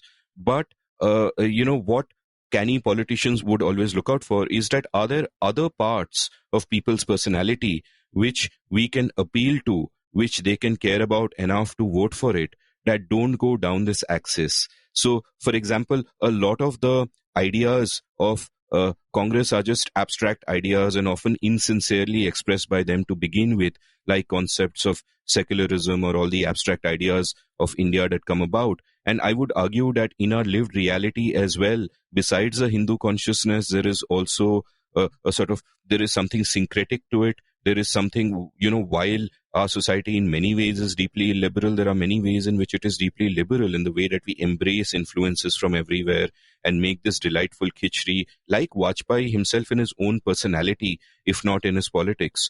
So my sort of rambling question to you right at the end is that, in all your studies of sort of political theory, not just in India and elsewhere, is there something that would give you the sense that, assuming that this Hindu consciousness has been captured by this one party at the center and it's done for, and it would appear that even other parties like the Aam Aadmi Party and the Congress are very cognizant of it, and they work within the bounds of, they don't want to displease this Hindu consciousness, so to say. Are there other aspects to our nature that also unite us, other things that we care about that can in future become a locus of political movements? So that's a deep question, Amit. I mean, like your other question, but this is a deep question. And let me just rephrase it in my language, which is the following, which is that if you just buy this idea that India is a Hindu majority country and you had this one party that has been able to activate Hindu group consciousness, is politics as we know over? Because there's no other way in which you can localize, you can kind of find another loci of identity. So one is that it's true that India is a Hindu majority country. But India is also a peasant majority country. It's a majority peasant country. It's a majority of workers and peasants. Why doesn't the Communist Party come to power? India is a majority Bahujan country, non-upper caste 80%. Why didn't Kanshiram come to power? So the first answer to your question is that rather than look for other identity access, maybe the real answer lies in better organization. Rather than trying to find a magic, to counter Hindu group consciousness by something else, how about picking parties which just focus on better organization, and in that learn something from the BJP. Don't split, right? Believe in teamwork, right? Even when there's disagreement, kind of stick around because things may come your part. That's the purpose of this book. That look, the inevitability of the BJP's rise is not true. There's hard work there, there's teamwork there. Yes, it's a majoritarian ideology, but there's no shortage of majoritarian ideologies in India. Why did this particular one win? So that's the first sort of answer to the question that you asked. The second answer, Amit, is to ask the question that, is the only way to defeat the BJP through another group identity, or is there another way to conceptualize the individual? Unfortunately, on this question, I'm a pessimist, which is that the beginning of Hindu nationalism is the introduction of one person, one vote to a group-based society, where Indians think in their social and economic lives are entirely in terms of groups. What makes Indian politics flexible is that the group definition keeps changing. Sometimes you vote on the basis of your region, sometimes your caste, sometimes your religion, but you're still voting on the basis of groups. Now, the question is, will Indians ever start voting on the basis of individual freedom? Right? That's really the question. And if that happens, that's a genuine counter to the BJP. Stop telling me how to, celebrate Valentine's Day. Stop telling me what to eat in my house. These are all based on the idea of individual freedom. The reason, Amit, that those critics of the BJP don't have popular purchase, right? They just don't have popular purchase. Is in India, we yet don't have a constituency which is liberal. And I define liberal in the very limited sense of putting individual freedom at the center of your politics. So that's a pretty pessimistic answer, because that is a fundamental counter to the BJP. But none of the BJP's opposition parties want to go that path, especially the Congress party. That's not what they're into. And maybe they're not going down that path because Indians aren't ready for that kind of argument. So that's, I'm sorry to end this long podcast on a slightly pessimistic note. But I want to end this by asking what you think, because I think, hearing your podcast, this is a question you obsess over again and again and again. No, I agree with you entirely. I mean, my hope would be that a great locus would be individual freedom, because we are all individuals first, and then after that we construct all these other group identities and whatever around us. But I simply do not see it happening, and I'm as pessimistic about it. I mean, one thing that gives me hope is that, look, the future is full of unknowns. So, one can just hope for things that are currently beyond our conception, and maybe good things will come out of that. And one of the things that I do hope for is that the next time we, do an episode together, perhaps on your first book on Narasimha Rao, which is as fascinating a subject, that you'll give me 5 or 6 hours. Because today I really felt like we could have gone on and on and on, but unfortunately, we are both human, and there is only so much time for this. But thank you so much for your generosity in sharing your time and your insights. I'm going to read your book again carefully, because there is so much to process there, and I recommend that all my listeners do the same. So thanks so much for coming on the show, Vinay. Thanks, Amit. And I'm totally sold onto this, on what you're doing, because I haven't had this discussion with anyone with this kind of depth. And I think that, it's the medium and it's you who makes it possible, which is, if you go back to our original debate about, structure or technology and individuals, I think in the case of seen and unseen, it's both here. So thank you very much. You are the first historian to tell me that the great man of history is true by pointing out that the great man is me. Thank you so much. Thanks a lot, Amit. Thank you.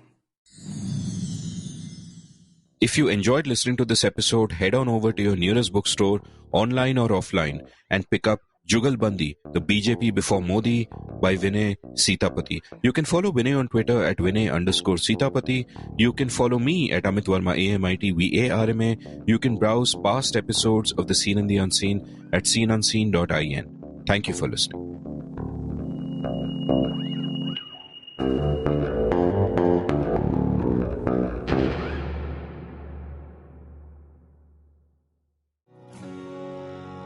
Did you enjoy this episode of The Seen and the Unseen? If so, would you like to support the production of the show? You can go over to seenunseen.in/support and contribute any amount you like to keep this podcast alive and kicking. Thank you.